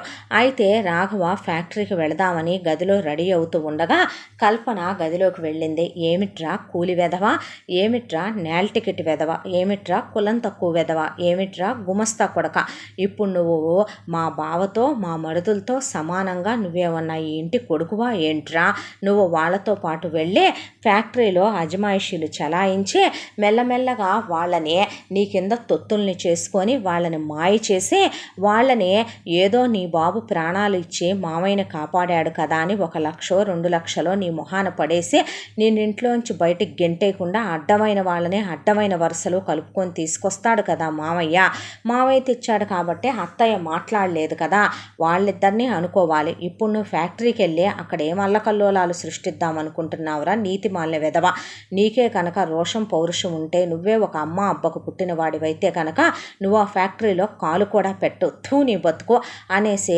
ఈ విషయం బయటికి తెలిసిందంటే తెలుసుగా నీకు అనేసి వెళ్ళిపోయింది కల్పన. దాంతో రాఘవ వెళదామని బయలుదేరిన వాడు కూడా బట్టలు మార్చేసుకొని నైట్ డ్రెస్ వేసుకున్నాడు. రారా తమ్ముడు వెళదామని రవీంద్ర, జగదీష్, సుమన్ అంటున్నా, వద్దులే అన్నా మీరు వెళ్ళి రండి నేను ఇంకా కొన్నాళ్ళు చదువుకుందాం అనుకుంటున్నాను అన్నాడు రాఘవ. ఇంకేం చదువురా అన్నారు. అంటే నేను పిహెచ్డి చేద్దాం అనుకుంటున్నానులే అన్నా అన్నాడు. ఒరే, చదువు కూడా ఒక లిమిట్ దాటి చదివితే పిచ్చెక్కుద్దురా అన్నాడు రవీంద్ర. పర్వాలేదులే అన్నా, నేను చదువుకుంటాను అంటున్నానుగా. అయితే నువ్వు ఏం చదువుకున్నా ఇహ మీదట మాత్రం నువ్వు హాస్టల్కి వెళ్ళటానికి వీల్లేదు. మేము నిన్ను చాలా మిస్ అవుతున్నావురా. ఇంతకాలం అంటే నీకు బెస్ట్ ఎడ్యుకేషన్ ఇవ్వాలని నాన్న మమ్మల్ని నోరెత్తనివ్వలేదని మనం నలుగురం రామలక్ష్మణ భరత శత్రుఘ్నుల, నువ్వు వేరుగా వెళ్ళిపోతే మా ప్రాణంలో మాకేదో ఒక భాగం వెళ్ళిపోయినట్టుగా ఉంటోందని ముగ్గురు కలిసి కావలించుకున్నారు రాఘవనే. కళ్ళల్లో నిప్పులు పోసుకొని కళ్ళల్లో నుంచే లావా ప్రవహిస్తూ ఉండగా రక్తపు జీరలతో ఉన్న కళ్ళతో కొర్ర కొర్ర చూసింది రాఘవ వైపు కల్పన. మీరు వెళ్ళిరండన్నా అని వాళ్ళని సాగనంపి రాఘవ కాలేజీకి వెళ్ళి అదే ఊళ్ళో పిహెచ్డీకి అప్లై చేసి ఇక 24 గంటలు ఆ పిహెచ్డి పుస్తకాలు ముందేసుకొని పిచ్చోడు చదివినట్టు చదవటం మొదలుపెట్టాడు. రాఘవని తిన్నావా తినలేదా, తాగావా తాగలేదా అని ఆ ఇంట్లో ఎవరూ పట్టించుకోరు. రారా భోంచేద్దామని రవీంద్ర వాళ్ళు పిలిస్తే కలిసి తినటానికి కల్పన ఒప్పుకోదు. రారా అని రామ్దేవ్ పిలిచినా కలిసి తినటానికి ఒప్పుకోదు. ఎన్నో రాత్రుళ్ళు ఎన్నో పగళ్ళు భోజనం కూడా చేయకుండా మంచినీళ్ళు తాగి పడుకున్న రోజులు ఉన్నాయి. పోయిన తండ్రి చేసిన త్యాగం నిరుపయోగం అయిపోయిందా? తల్లి తనని కని బాలింత జబ్బుతో పోయింది. తను కూడా ఆ రోజే పోయుంటే ఇలా పడిపంచల్లో పడుండాల్సిన కర్మ తనకు పట్టేది కాదేమో. ఎలాగోలా భగవంతుడా ఈ పిహెచ్డి కంప్లీట్ అయిన తర్వాత వాళ్ళకి ఈ విషయాలేమీ చెప్పకుండా నేను గవర్నమెంట్ సెక్టార్లోనే ఒక ఉద్యోగం చూసుకుందాం అనుకుంటున్నాను. చూసుకొని నేను ఇక్కడి నుండి దూరంగా వెళ్ళిపోయి నా బ్రతుకు నేను బ్రతుకుతాను. నాకు తగిన అమ్మాయి నా జీవితంలోకి రాకపోదు. నాకు తల్లి తండ్రి చుట్టాలు బంధువులు స్నేహితులు అందరూ తనే అవుతుంది. అనవసరంగా వీళ్ళ కుటుంబంలో నా వల్ల ఏ విభేదాలు రాకూడదు. మా నాన్న చేసిన త్యాగానికి విలువే లేకుండా పోయిందిగా భగవంతుడా అనే రాఘవ మాత్రం తన మనసులో బాధపడుతూ మౌనమునిలా అన్నీ తన కళ్ళ ముందే జరుగుతున్నా పాపం ఏదీ పట్టించుకునేవాడు కాదు. 24 గంటలు ఓ పుస్తకం తీసుకోవటం, ఒక్కడు పైకి వెళ్ళి టెర్రస్ మీద కూర్చోవటం, మెట్ల మీద కూర్చోవటం, డాబా మీద పడుకోవటం. చిన్నప్పుడు ఒకసారి ఫ్యాన్ వేసుకొని అలా ఫ్యాన్ కింద కూర్చున్నాడని, ఏసీ కింద చల్లగా ఉందని కూర్చున్నాడని కల్పన అన్న మాటలు రాఘవకి ఇంకా గుర్తే. అడుక్కు తినే విధవ, నీకు కూడా ఫ్యాన్లు కూలర్లు ఏసీలు కావాలట్రా, కరెంటు బిల్లు నీ అమ్మ మొగుడు కడతాడా అని కల్పన అడిగిన మాటకి ఈరోజు కూడా రాఘవ తన గదిలో ఫ్యాన్ కింద పడుకోవడం, తన గదిలో చివరికి ఏసీ ఏనాడు కూడా తిరగదు. ఎంతసేపు కూడా ఒక్కడు డాబా మీదకి బెడ్డింగ్ తీసుకెళ్ళి డాబా మీద పడుకోవటం. ఎండాకాలం అన్నాళ్ళు చలికాలం అన్నాళ్ళు అలాగే పడుకుంటాడు. వర్షం పడితే గనక బయట పెద్ద పార్కింగ్ ఏరియా ఉంటుంది. ఆ పార్కింగ్ ఏరియాలో మూలకే ఒక వైరు మంచం ఉంటుంది. దాని మీద పడుకుండి పోతాడు. ఎందుకురా ఇలా ఉంటావు, నీ సింప్లిసిటీ నువ్వు పాడుగాను, ఏం తక్కువరా మనకి అనే రవీంద్ర వాళ్ళు అంటున్నా పర్వాలేదులే అన్నా, నేచర్ అంటే ఇష్టం లేనా కానీ అక్కడి నుంచి వెళ్ళిపోతాడు తప్ప గట్టిగా సమాధానం కూడా చెప్పడు. వీడిలాగే చదివితే అన్నా ఇంకొన్నాళ్ళ పాటు నిజంగానే పిచ్చోడైపోతాడు అని సుమన్ జగదీష్ అంటుండేవాళ్ళు. ఇలా కాలం తరలిపోతూ ఉండగా రాఘవదే మొదటి సంవత్సరం. అలా పిహెచ్డి ఒక సెమిస్టర్ కంప్లీట్ అయిందే. కంప్లీట్ అయిన తర్వాత ఒక రోజున ప్రతి సంవత్సరం కూడా గుళ్ళో భారీ ఎత్తున సునంద హోమాలు చేయించుద్ది. సునంద కాస్త రామ్దేవుని పెళ్లి చేసుకున్న తర్వాత సునంద దేవిగా మారింది కాబట్టి అలా హోమం చేయిస్తున్న చోట సునంద 1,00,000 రూపాయలు పట్టుచీర కట్టుకెళ్ళేసరికి అనుకోకుండా పట్టుచీర కొంగంటుకుందే. రామ్దేవ్తో సహా అందరూ స్థానువులై నిలబడిపోతే అక్కడికి ఒక అమ్మాయి పరిగెత్తుకుంటూ వచ్చి గబగబా దేవుడి అభిషేకానికి కనిపెట్టిన నీళ్లు సునంద మీద పోసేసి అమ్మగారు అని చెప్పి గట్టిగా పట్టుకొని పక్కకు లాగేసిందే. సునంద ప్రాణం నిలబడింది. అమ్మో, లేదంటే గనక ఇంకేమైనా ఉందా, జమీందారు గారి భార్య నిప్పుకు ఆహుతైపోయేది అనుకున్నారు అక్కడున్న వాళ్ళంతా. దాంతో సునంద ఆ అమ్మాయిని గట్టిగా కౌలించుకొని వెక్కి వెక్కి ఏడ్చేసి, నాకు ప్రాణదానం చేసిన అమ్మవారి రూపంలో వచ్చిన దేవతవమ్మ నువ్వు, ఎవడు తల్లి నువ్వని రామ్దేవ్ కూడా గట్టిగా పట్టుకున్నాడు ఆ అమ్మాయి చేతుల్నే. అయితే ఆ అమ్మాయి నా పేరు నందిని అని, నాకెవరూ లేరని, నేను ఆర్ఫన్లో ఉండి అక్కడే చదువుకుని పుట్టి పెరిగానని, నా తల్లిదండ్రులు ఎవరో నాకు తెలియదని ఏదో చిన్నపాటి ఉద్యోగం చేసుకుంటున్నాననే, ఈ గుళ్ళో అమ్మవారికి మహిమ ఉందని తెలిసి దర్శనం చేసుకుందామని వచ్చానని చెప్పుకొచ్చింది. నీకేం కర్మ తల్లి, నా ప్రాణాలు కాపాడిన దేవతవి నువ్వు నా కూతురుతో సమానం. రామ్మ, మా ఇంటికి వెళదు కానీ నిన్ను వెళదాం, మహారాణిలా చూసుకుంటాను అని సునంద అంటే, రామ్మ అని రామ్దేవ్ కూడా చాలాసేపు బ్రతిమలాడాక, అది కాదండి అంటే, మా మాట కాదంటే మా మీద ఒట్టే అంటే, నేను మాత్రం ఊరికినే ఎవరింట్లో ఉండనండి, ఏమీ చేయకుండా ఎవరి దయాభిక్ష మీద ఆధారపడి బ్రతకటం నాకు ఇష్టం లేదు అంది నందిని. అయితే నువ్వేం చదువుకున్నావమ్మా అని అడిగితే, నేను డిగ్రీ చదువుకున్నానండి. సరే, అలాగైతే నా పెద్ద కోడలు కల్పన గర్భవతి అయ్యి బిడ్డను ప్రసవించి 1 నెల రోజులు అయ్యిందే. నా మనవరాలి పేరు కానుక అని నామకరణం చేయించాము. నువ్వు నా పెద్ద కోడలు ఇంటి బాధ్యతలతో మా ఇంటిల పాదిని చూసుకుంటూ తన గురించి తను పట్టించుకోకుండా అలసిపోతోంది. నా పెద్ద కోడల్ని పాపని కాస్త చూసుకుంటూ ఉండవు అంది సునంద. అంతకన్నానా, నీకు ఎంత జీతం కావాలంటే అంత ఇస్తాం, నా స్థాయికి స్థితికి ఎంతో అంతే ఇవ్వండి అంటే, నెలకి 40,000 రూపాయలు ఇస్తాను రామ్మ అని సునంద నందినిని వెంట పెట్టుకొని ఇంటికి తీసుకొచ్చింది. ఎవత్తిది అని అడిగింది. రాగానే కల్పన సునందని ఇలా జరిగిందని, ఇలా కాపాడిందని అనంగానే ఒక్కసారిగా రాఘవ వైపు చూసి, అడ్డమైన వాళ్ళని, అడుక్కు తినే వాళ్ళని, ముష్టెత్తుకునే వాళ్ళని, బిచ్చగాళ్ళందరినీ ఇళ్లల్లో చేర్చుకొని ఉద్ధరించటం నీ మంచి మనసుకు అలవాటైపోయింది అత్తయ్య. ఏంటో మామయ్యకి నీకు అంత దానగుణం పెట్టేశాడు దేవుడు అనేసింది వంకరగా. అనేసరికి రాఘవ అక్కడి నుంచి లేచి వెళ్ళిపోయాడు. నందిని గమనిస్తూనే ఉంది. అయితే నందిని మాత్రం ఊడికినే తను రూపాయి తీసుకోనందమ్మా, ఊడికినే ఎవరి దయాభిక్ష మీద ఆధారపడినందే. ఇక నుంచి నువ్వు ఇంటి బాధ్యతలన్నీ చూసుకుంటూ అలసిపోతున్నావు కదా, పాపని ప్రసవించే నెల రోజులే కదే అయ్యింది, నీకు ఓ పిఏ కావాలి, నీకు ఓ అసిస్టెంట్ ఉండాలి. అందుకే నందిని ఇక మీదట నీకేం కావాలో అన్నీ చూసుకుంటుంది, నువ్వు చెప్పినట్టు వింటుంది, పాపను చూసుకుంటుంది, కాదనకుండా నీ సొంత మనిషిలాగా, నీ సొంత చెల్లెల్లాగా చూసుకో అని చెప్పి సునంద పదండి అని చెప్పేపాటికి రామ్దేవ్, పద నీకు నేను ఆయింట్మెంట్ రాస్తాను, చూడు నీ ఒంటి మీద ఒక చిన్న మచ్చపడ్డా నేను తట్టుకోలేను, సును పద వెళదామని చెప్పి సునందని తీసుకొని గదిలోకి తీసుకెళ్ళిపోయి కాసేపటి తర్వాత కల్పనకి కబురు పంపింది సునంద. మేమిద్దరం కొన్నాళ్ల పాటు కులుమనాలే అలా టైం స్పెండ్ చేసి వద్దామనుకుంటున్నాం, టికెట్లు అవన్నీ ఏర్పాటు చేసి మాకు కావలసినవన్నీ ఏర్పాటు చేయమని కబురు పెట్టింది కల్పనకి. అలాగే అత్తయ్య అని చెప్పి కావలసిన ఏర్పాట్లన్నీ చూడమనమనే నందినికి చెప్పింది. అలాగే మేడం అంటే, మేడం ఏంటి చెప్పిందిగా మా అత్తయ్య, నువ్వు నా చెల్లెల్లాంటివే దానివేలే, అక్క అని పిలువు, ఏముంది దాంట్లో, అయినా నువ్వేమి ఊడికినే తీసుకోనన్నావంట కదా, నువ్వు ఇప్పుడు నా పిఏవి కదా, నా పిఏ అంటే నా పిఏ లెవెల్లోనే ఉండాలి, ఈ ఇంట్లో ఎవరెవరికి ఏమేం కావాలో నేను చెప్తాను, అవన్నీ టైం టు టైం వాళ్ళ గదుల్లోకి వెళ్ళిపోవాలి, పాప బాధ్యత మొత్తం నువ్వే చూసుకోవాలి, నేను చాలా అలసిపోయాను. అలాగే ఈ ఇంట్లో అత్తయ్య మామయ్య సంవత్సరంలో ఆల్మోస్ట్ 10 నెలలు ట్రిప్పుల మీదే గడిపొస్తూ ఉంటారు. వాళ్ళకి లైఫ్ ఎంజాయ్ చేయటం, ఒకళ్ళని వదిలి ఒకళ్ళు ఉండలేకపోవటం వాళ్ళకి చాలా ఇష్టం. ఇక అమ్మా నాన్న కూడా 6 నెలలు ట్రిప్స్లోనే ఉంటారు. ఇక మా ఆయన విషయం అంటావా, ఎప్పుడు వర్కహాలిక్, ఇక ప్రతి రూపాయి కూడా మా ఆయనకి నేను లెక్క రాయాలి. అలా నేను చెప్పింది చెప్పినట్టుగా నువ్వు డైరీలో రాయే. ఇక నా రెండో చెల్లెలు అమెరికాలో ఉంటుంది, సంవత్సరానికి ఒకసారి దాని మొగుడిని తీసుకొని వస్తుంది. దానికి దాని మొగుడికి ఏ మర్యాదలకి లోటు రానివ్వకూడదు. దాని అత్తారింటి వాళ్ళు, దాని ఆడపడుచులు, దాని మరుదులు బావలు అందరూ ఇక్కడికే వచ్చి ధూమ్ధామ్గా పండగ జరిపించి బట్టలు పెట్టి మరీ పంపిస్తాను నేను. ఇక నా మూడో చెల్లెలు జయంతిని రెండో మరిది జగదీష్కి ఇచ్చి పెళ్లి చేశాను, వాళ్ళకేం కావాలో నువ్వే చూసుకోవాలి. నా మూడో మరిది సుమన్కి, నా 4వ చెల్లెలు ప్రమేలకి పెళ్లి చేద్దామంటే జాతకంలో ప్రాబ్లం ఉందన్నారు, కాబట్టి వాళ్ళిద్దరినీ కొన్నాళ్ళు దూరంగా ఉండమని తొందరపడద్దని చెప్పాం. కాబట్టి సుమన్కి ఏం కావాలో ప్రమేలకి ఏం కావాలో నువ్వే చూసుకోవాలి అని చెప్పింది. చెప్పిన తర్వాత మరి అతనెవరు అని అడిగింది.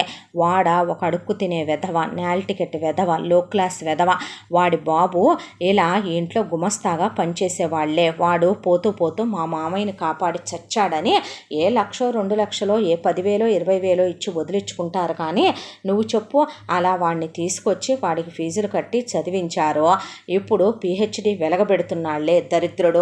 ఆ దరిద్రుణ్ణి నువ్వు పని వాళ్ళతో సమానంగా చూస్తే చాలు, ఇంట్లో వాళ్ళతో సమానంగా ఏం చూడక్కర్లేదు అని చెప్పి కింద అలాగే సర్వెంట్స్కి ఉండే క్వార్టర్స్ ఉంటాయి, నువ్వు కూడా వెళ్ళి ఒక గది తీసుకోపో అని చెప్పింది నందినితో కల్పన. అలాగే నక్క అని చెప్పి అక్కడి నుంచి వెళ్ళిపోయింది నందిని. ఫ్యామిలీ ఫోటో చూసి నందిని రాఘవ ఏమవుతాడు అని అడిగితే కల్పన ఇచ్చిన ఇంట్రడక్షన్ చూసే అడ్డమైన వాళ్ళని, లో క్లాస్ వాళ్ళని, కూలి వెధవల్నే, ఏమీ కాని వాళ్ళందరినీ తీసుకొచ్చి ఫ్యామిలీ ఫోటోల్లో కలుపుతూ ఉంటారని రాఘవ గురించి చెప్పిందంతా విన్న తర్వాత నందిని అలా పడుకొని ఆలోచించడం మొదలుపెట్టింది. అంటే నా టార్గెట్లో ఈ రాఘవ అనేవాడు లేడు, వీడికి ఈ కుటుంబానికి ఈ ఇంటికి ఎలాంటి సంబంధం లేదు. అసలు అలా అనుకుంటే నా టార్గెట్లో ఉంది నువ్వు కదే. నువ్వు ముందు ఎలా మనశ్శాంతిగా ఉంటావో, ఎలా ప్రశాంతంగా ఉంటావో, ఈ ఇంట్లో నువ్వేంటో, నీ పెత్తనం ఏంటో, నీ స్థానం ఏంటో, నువ్వు చేసిందేంటో, నువ్వు ఏమేం చేశావో ఇహ మీదట లెక్కలు తేలుస్తాను, చూస్తూ ఉండవే. భగవంతుడు అనేవాడుంటే నేను వచ్చిన పని పూర్తి చేయకుండా మాత్రం ఈ ఇంట్లో నుంచి నేను బయటకు వెళ్ళను అని కళ్ళల్లో నుంచి నీళ్లు ధారలుగా కారిపోతూ ఉండగా నందిని అటు ఇటు మెసులుతూ గతమంతా కళ్ళ ముందు కదలాడి అలా కళ్ళు మూసుకొని పట్టని నిద్రని తెప్పించుకుని మరీ నిద్రపోయింది. ఇక ఆ తెల్లారి నుంచి నందినిని పిఏ అన్నారు కదా అని చెప్పి కల్పన ఇక తన ఇష్టం వచ్చినట్టు వాడటం మొదలుపెట్టింది. ఉదయం లేచింది లగ్గాయితో ముందు పూజ గదిలో పూజ చేయటం దగ్గర నుంచి, దీపాలు పెట్టడం దగ్గర నుంచి మొదలుపెట్టి ఇక వంటగదిలోకి వెళ్ళి సునందకి ఏం కావాలో, రామ్దేవికి ఏం కావాలో పడక గదుల్లోకి పంపించమని, తన అమ్మ నాన్నకి ఏం కావాలో గదుల్లోకి పంపించమని, తన మొగుడికి ఏమేం కావాలో, అలాగే పాప బాధ్యత పూర్తిగా నందిని మీద వదిలేసింది కల్పన. ఇక పాపకి స్నానం చేయించడం, గంటకి పాలు పట్టడం, రాత్రి కూడా కల్పన రవీంద్ర గదిలో నిద్రపోతుంటే గంటకి అలారం పెట్టుకొని వెళ్ళి మరీ నందిని పాపకి ఉయ్యాలలో ఉంటే పాలు పట్టి రావాలి, పాపని ఎత్తుకొని తిప్పాలి, పాపకు స్నానం చేయించాలి, పాప వాష్రూమ్కి వెళితే తనే క్లీన్ చేయాలి. పాప బాధ్యత మొత్తం పూర్తిగా వదిలేసింది. అది చాలదనే జగదీష్కి ఏం కావాలో, జయంతికి ఏం కావాలో మొత్తం నందినే చూసుకోవాలి, సుమన్కి ఏం కావాలో, ప్రమేలకి ఏం కావాలో మొత్తం తనే చూసుకోవాలి. ఇక అమెరికాలో ఉండేటటువంటి కావ్యకి ఇండియా నుంచే ప్రతి 15 రోజులకి భారీగా పార్సిల్స్ వెళుతూ ఉంటాయి.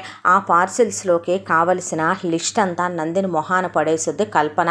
ఇక కావలసినవన్నీ వంట వాళ్ళతో చెప్పి వండించి వాటిని ప్యాకింగులు చేయించి వాటిని లిస్టులు రాసి వాటన్నిటిని కొరియర్ వాళ్ళని పిలిపించి నీట్గా వాటిని అమెరికాకి పార్సిల్ చేయాలి. 5 నిమిషాలు ఖాళీగా ఉండటం అనేది మర్చిపోయింది నందిని. ఇంటికి వచ్చిన తర్వాత పేరుకి సెంట్రలైజ్ చేసి ఇల్లే అయినా కూడా చెమట్లు కక్కుతూ ఉండేది. ఎప్పుడు చూసినా కూడా ఇంట్లో గిర్రా తిరుగుతూ ఉండేది. అంత దాంట్లో నందినికి రాఘవ అంటే చాలా జాలేసిందే. రాఘవని ఒకళ్ళు కూడా పట్టించుకోవట్లేదు. ఒక రోజున బాగా గమనించిందే. డైనింగ్ టేబుల్ దగ్గర రవీంద్ర వాళ్ళు కూర్చొని రారా భోంచేద్దామంటే ఒక్కసారే కల్పన కొరకొర చూసేసరికి నేను చేశానులే అన్న, ఇందాకే మీరు చేసేయండి అనేసరికి ఇందాక నుంచి నేను వంటగదిలోనే ఉన్నాను, ఎప్పుడు చేశాడు అనుకుంది నందిని. ఇల్లంతా చుట్టాలు వచ్చున్నారు, పండగ వాతావరణం, హడావిడే. అసలు గొప్పలు చెప్పుకోలేక తల మునకలైపోతుంది సునంద అందచందాలని చూసి ముసలి వయసులో కూడా మురిసిపోతున్నాడు రామదేవ్. సుబ్బారావు కామాక్షితో సరసాలాడుతున్నాడు. రవీంద్ర వాళ్ళు జగదీషు సుమను ల్యాప్టాప్లు ముందేసుకొని కూర్చున్నారు. రాఘవ్ బుక్ తీసుకొని బయటికి వెళ్ళిపోయాడు. అయితే అక్క అందరూ భోంచేశారు కానీ రాఘవ చేయలేదనుకుంటాను అంది నందినే. చేస్తే ఏంటి, చేయకపోతే ఏంటి, ఇంటిల్లపాది చేశాక గెస్టులందరూ చేసిన తర్వాత అడుగు బొడుగు మిగిలితే పనివాళ్ళు కూడా తిన్న తర్వాత కుక్కలకు కూడా వేసిన తర్వాత మిగిలింది ఎత్తుకెళ్ళి ఆ కుక్కకు పడే, లేదు వాడు తిన్నన్నాడనుకో మరీ మంచిది, తీసుకెళ్ళి అది కూడా చెత్తబొట్లో పడే అనేసి అక్కడి నుంచి వెళ్ళిపోయింది కల్పన. దాంతో మనసు చివుక్కుమంది నందినికి. ఒక మనిషిని ఇంత హీనంగా చూడాలంటే రాక్షసి అని మనసులో అనుకుని తను ముందే భోజనం ఒక ప్లేట్లో తీసి పక్కన పెట్టింది రాఘవకే. ఆ భోజనం ప్లేట్ తీసుకుని రాఘవ దగ్గరికి వెళ్ళి కూర్చొని రాఘవ గారు భోంచేస్తారా అంది. అంటే పర్వాలేదు నేను ఇప్పుడే తినలేండి అంటే నాకు ఆకలిగా లేదు అన్నాడు. అమ్మ మీద ఆకలి మీద భోజనం మీద అలగకూడదండి, ఇది సంస్కారవంతుల లక్షణం కాదనుకుంటాను అంది నందిని. అన్న తర్వాత రాఘవ కళ్ళు ఎర్రగా అయిపోయి కళ్ళల్లో నీళ్లు తిరిగాయి. అమ్మ ప్రేమ ఎరుగడుతను. తండ్రి తన చిన్న వయసులోనే పోయి ఇలా పడిపంచల్లో వదిలేశాడు. దాంతో బాధపడద్దు, ఏ విషయం గురించి ఇప్పుడంత బాధ అని నందిని ముందు భోంచెయ్యాలి, మనసు బాధ పెట్టుకుంటే ఊడుకోను అని ముద్దలు కలిపి అమ్మలా పెడుతుంటే నందిని చేయి పట్టుకొని నందిని ఒళ్ళో పడుకొని వెక్కి వెక్కి ఏడ్చాడు రాఘవ. చచ్చా ఏంటిది చిన్నపిల్లాడిలాగా అంది నందినే. అనేసరికి నాకు అమ్మ ఎలా ఉంటుందో తెలియదు, నిన్ను చూస్తే మా అమ్మను చూసినట్టే ఉంది నందినే. నువ్వు అంత పెద్ద పదవి ఇచ్చేసావే నాకు అంది నందినే. నువ్వు ఈ ఇంట్లో ఆత్మాభిమానంతో నువ్వు పని చేస్తూ తింటున్నావు, కానీ నేను ఉచితార్థంగా తింటున్నాను కదూ, కుక్క కన్నా హీనమైన బ్రతుకు కదూ నాది అన్నాడు రాఘవ. పిచ్చి మాటలు మాట్లాడద్దు, మీ నాన్న ఈ ఇంటి యజమాని ప్రాణాన్నే కాపాడి భిక్షగా ఇచ్చెళ్ళిన వ్యక్తి. ఆయనే కనుక ఆ రోజున రామ్దేవుని కాపాడకపోతే వీళ్ళందరూ ముష్టెత్తుకు బ్రతికేవాళ్ళని బయట చాలామంది చెప్పుకుంటున్నారు. నేను నీతో నా మనసు విప్పి మాట్లాడాలనుకుంటున్నాను, ఎవరితో అనవు కదూ అన్నాడు రాఘవ. ఇప్పటి వరకు అయితే అలాంటి అలవాటు లేదులే, నీకంత డౌట్ ఉంటే నాకు చెప్పొద్దులే, నువ్వు చెప్పవని నాకు తెలుసు అని అలా నందిని భుజం మీద పడుకొని తన తండ్రి పోవటం, తన తండ్రి పోయిన తర్వాత తను ఈ ఇంటికి రావటం, ఈ ఇంటికి వచ్చిన తర్వాత తన్ని పని వాళ్ళ దగ్గర తమ కొడుకులను వదిలేసినట్టే సునంద వదిలేయటం, కల్పన ఇంటి పెత్తనం తీసుకోవటం, సుబ్బారావు కామాక్షి హీనంగా మాట్లాడటం, తర్వాత కల్పన తన పని వాళ్ళతో సమానంగా చూడటం, గడగడలాడించటం, ఆ తర్వాత తను హాస్టల్కి వెళ్ళిపోవటం, అప్పుడప్పుడు సెలవులకు వచ్చినా హీనంగా చూడటం. నాకేం కర్మ చెప్పు నందిని, ఎందుకు నేను ఈ బాధలు పడుతూ ఇక్కడ ఉండాలంటావు? ఈ పిహెచ్డి అయిపోగానే నేను వెళ్ళిపోతాను, నేనేటు గవర్నమెంట్ జాబ్ కోసం ట్రై చేసుకుంటున్నాను, దూరంగా వెళ్ళిపోయి నా బ్రతుకు నేను బ్రతకాలి, ఈ నరకాన్ని నేను మొయ్యలేను, నాకు ఈ ఆస్తిపాస్తుల మీద ఏ కోరిక లేదు, ఆయన పెట్టే వాటాల కోసం నేను ఇక్కడ ఉండలేదు, మంచో చెడో మా నాన్న చేసిన త్యాగం నిష్ప్రయోజనం అయిపోయిందని నాకు అర్థమైంది. నాకు వీళ్ళు మహా అయితే కట్టిన ఫీజు నా 10th క్లాస్ వరకు, ఆ తర్వాత వీళ్ళు నాకు ఫీజులు కట్టింది కూడా లేదు, అవసరమైతే అంతవరకు నాకు వీళ్ళు ముద్ద పెట్టినందుకు కాను లెక్క చూసి వెనక్కి ఇచ్చివేయగలను, కానీ వీళ్ళు మాట్లాడే మాటలు నేను పడలేను అన్నాడు.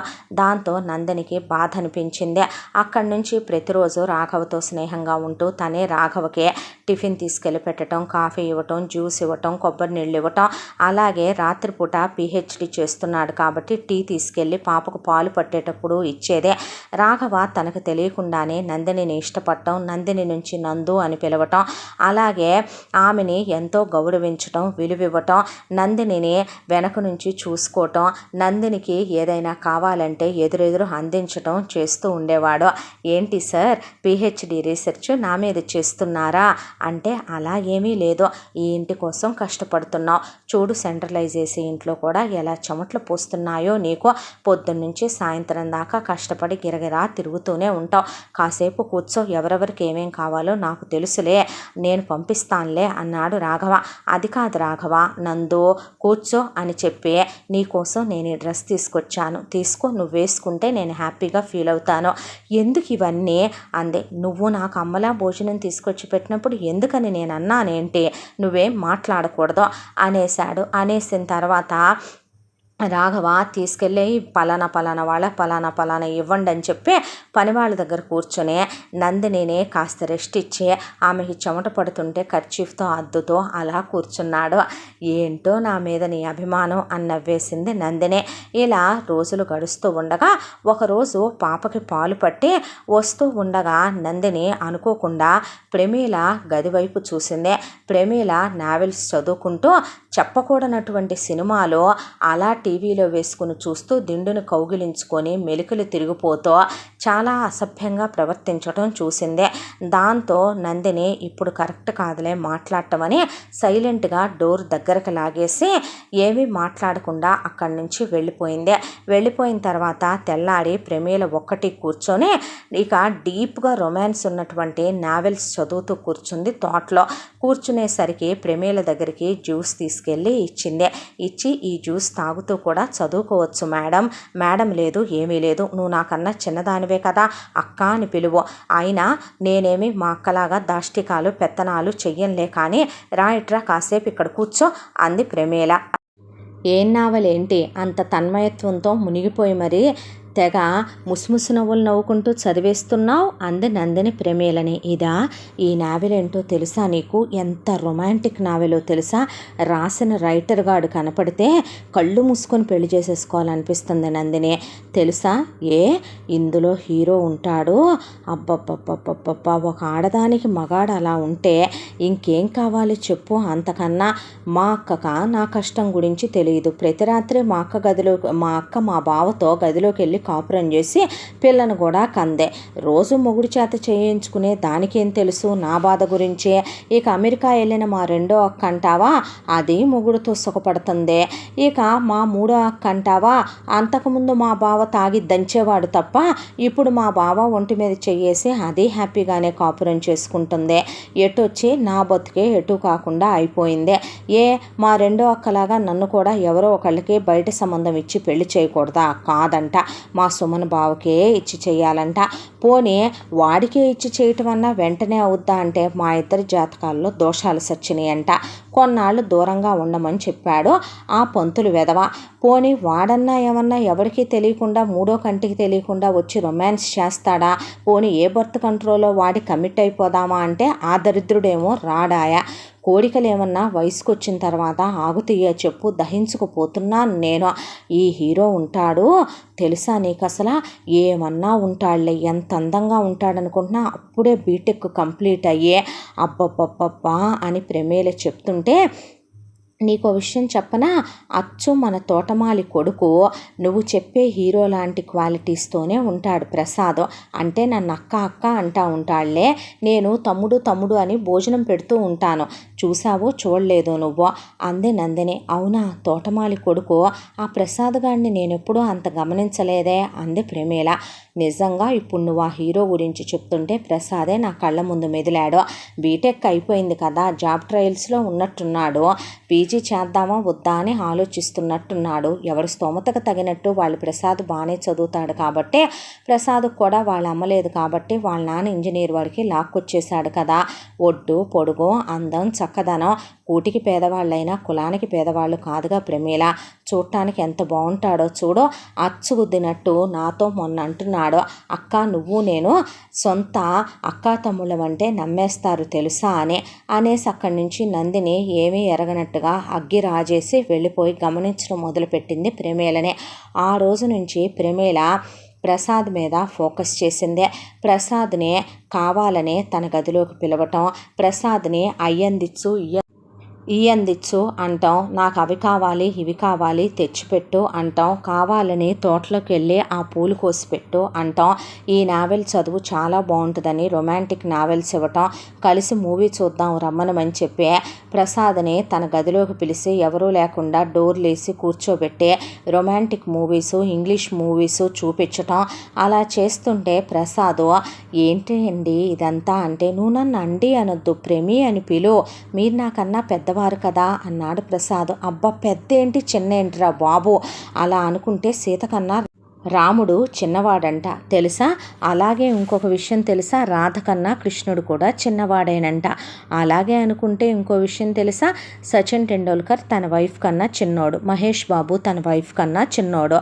అందరూ వాళ్ళు హ్యాపీగా లేరా ఏంటి ప్రసాదు అంది ప్రమేల. అన్న తర్వాత ఏమూ లేండి మేడం, ఈ విషయం ఇంట్లో వాళ్ళకి తెలిస్తే నా తోలు తీస్తారు, మీతో పాటు కలిసి ఇలా మూవీస్ చూస్తున్నానంటే నాకు ఇంటర్వ్యూలు ఉన్నాయి వెళ్ళొస్తాను అని చెప్తే అబ్బా అనే ప్రసాద్ని ఆల్ ద బెస్టులు చెప్పటం. ప్రసాద్ ఎదురుగా కావాలని స్నానం చేసి టవల్ చుట్టుకొని ప్రసాద్ను బొద్దింకను చూశానని కౌగిలించుకోవటం, బల్లిని చూశానని కౌగిలించుకోవటం, చీర కుచ్చుళ్ళు పట్టుకోవా అంటాం, అతని ముందు పమిటలు తీసేయటం, చాలా అతి చేయటం మొదలుపెట్టింది ప్రమేల. ఇదంతా ఒకవైపున గమనిస్తూనే ఉంది నందిని.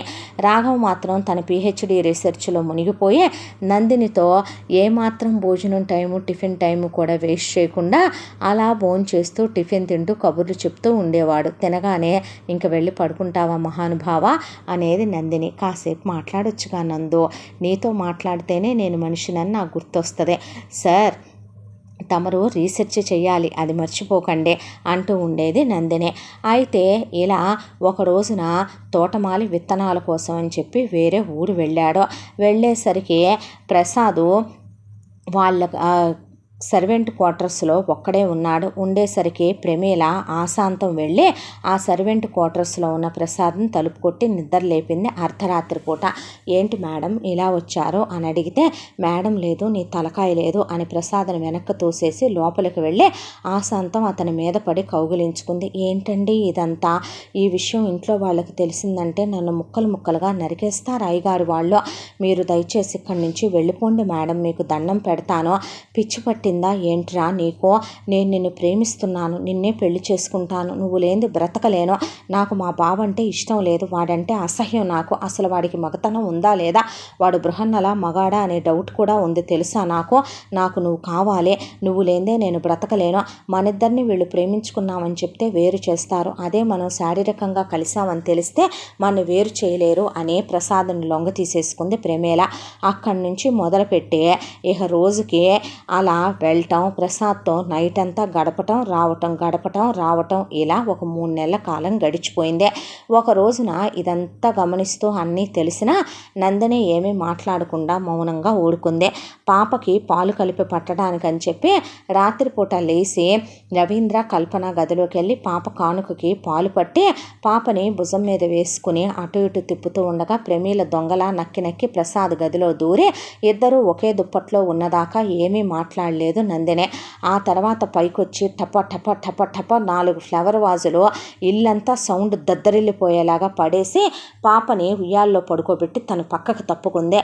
ఇంటిళ్ళ పాది నిద్ర లేచేసరికి ఏమీ ఎరగనట్టు నందిని కూడా వచ్చి అయ్యయ్యో పాప ఏడుస్తుందని కానుకను ఎత్తుకున్న తర్వాత తోటమాలి వాళ్ళ వైపు కిటికీలో అయ్యో అక్కడ పాము ఉన్నట్టుంది అని చెప్పి తను ముందే ఏర్పాటు చేసిన పాముని అక్కడ వదిలి ఉంచటంతో ఆ పాము కిటికీలోంచి వెళుతూ ఉండేసరికి అయ్యయ్యో పాము అని ఇంట్లో వాళ్ళందరూ బయలుదేరితే, అవును అందరూ ఇక్కడ ఉన్నారు, ఇంతకీ ప్రమీల మేడం మేరీ అనేపాటికి ప్రమీలేమైంది అనేపాటికి అందరూ గబగబా తోటమాలి వాళ్ళ క్వార్టర్స్లోకి వెళ్ళినట్టుంది పాము అంది నందిని. అనేపాటికి వీళ్ళు ఎవరికి వాళ్ళు రవీంద్రతో పాటు జగదీషు, సుమను, వీళ్లతో పాటు రామ్దేవు, సుబ్బారావు, అక్కడే ఉన్నటువంటి రాఘవ వీళ్ళందరూ కలిసి బయలుదేరి వెళ్ళి ఒక్కసారిగా తోటమాలి తలుపుని ఇలా తెరిచేసరికి ఒకే దుప్పట్లో నగ్నంగా ఉన్న ప్రమీలని తోటమాలి కొడుకు ప్రసాద్ని చూసి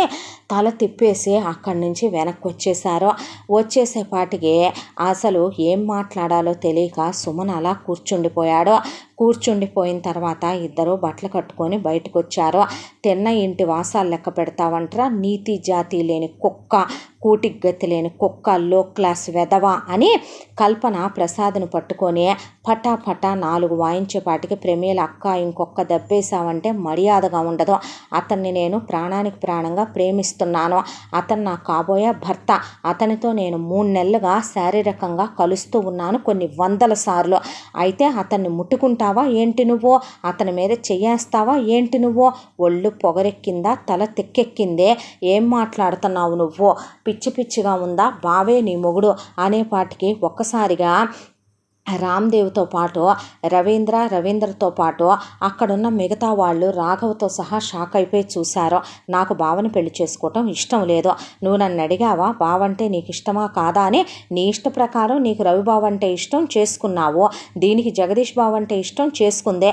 నాకు సుమన్ బావని చేసుకోవటం ఇష్టం లేదు. నాకు ప్రసాదే మగాళ్ళ కనపడుతున్నాడు, నాకు బావ కనపట్టలేదు, నాకు ఇష్టం లేదు అని తెగేసి చెప్పేసింది ప్రమీల.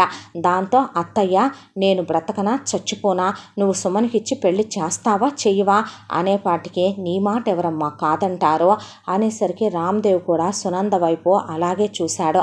ఏం మాట్లాడుతున్నావు వదినా నువ్వు అంటే? తప్పేముందిరా, అవసరమైతే గంగా స్నానం చేయించి తీసుకొస్తాను, దీన్ని హోమధూపంలో దీన్ని శుద్ధి చేయిస్తాను, ఇలాంటివన్నీ చూసి చూన్నట్టు పోనివ్వాలి.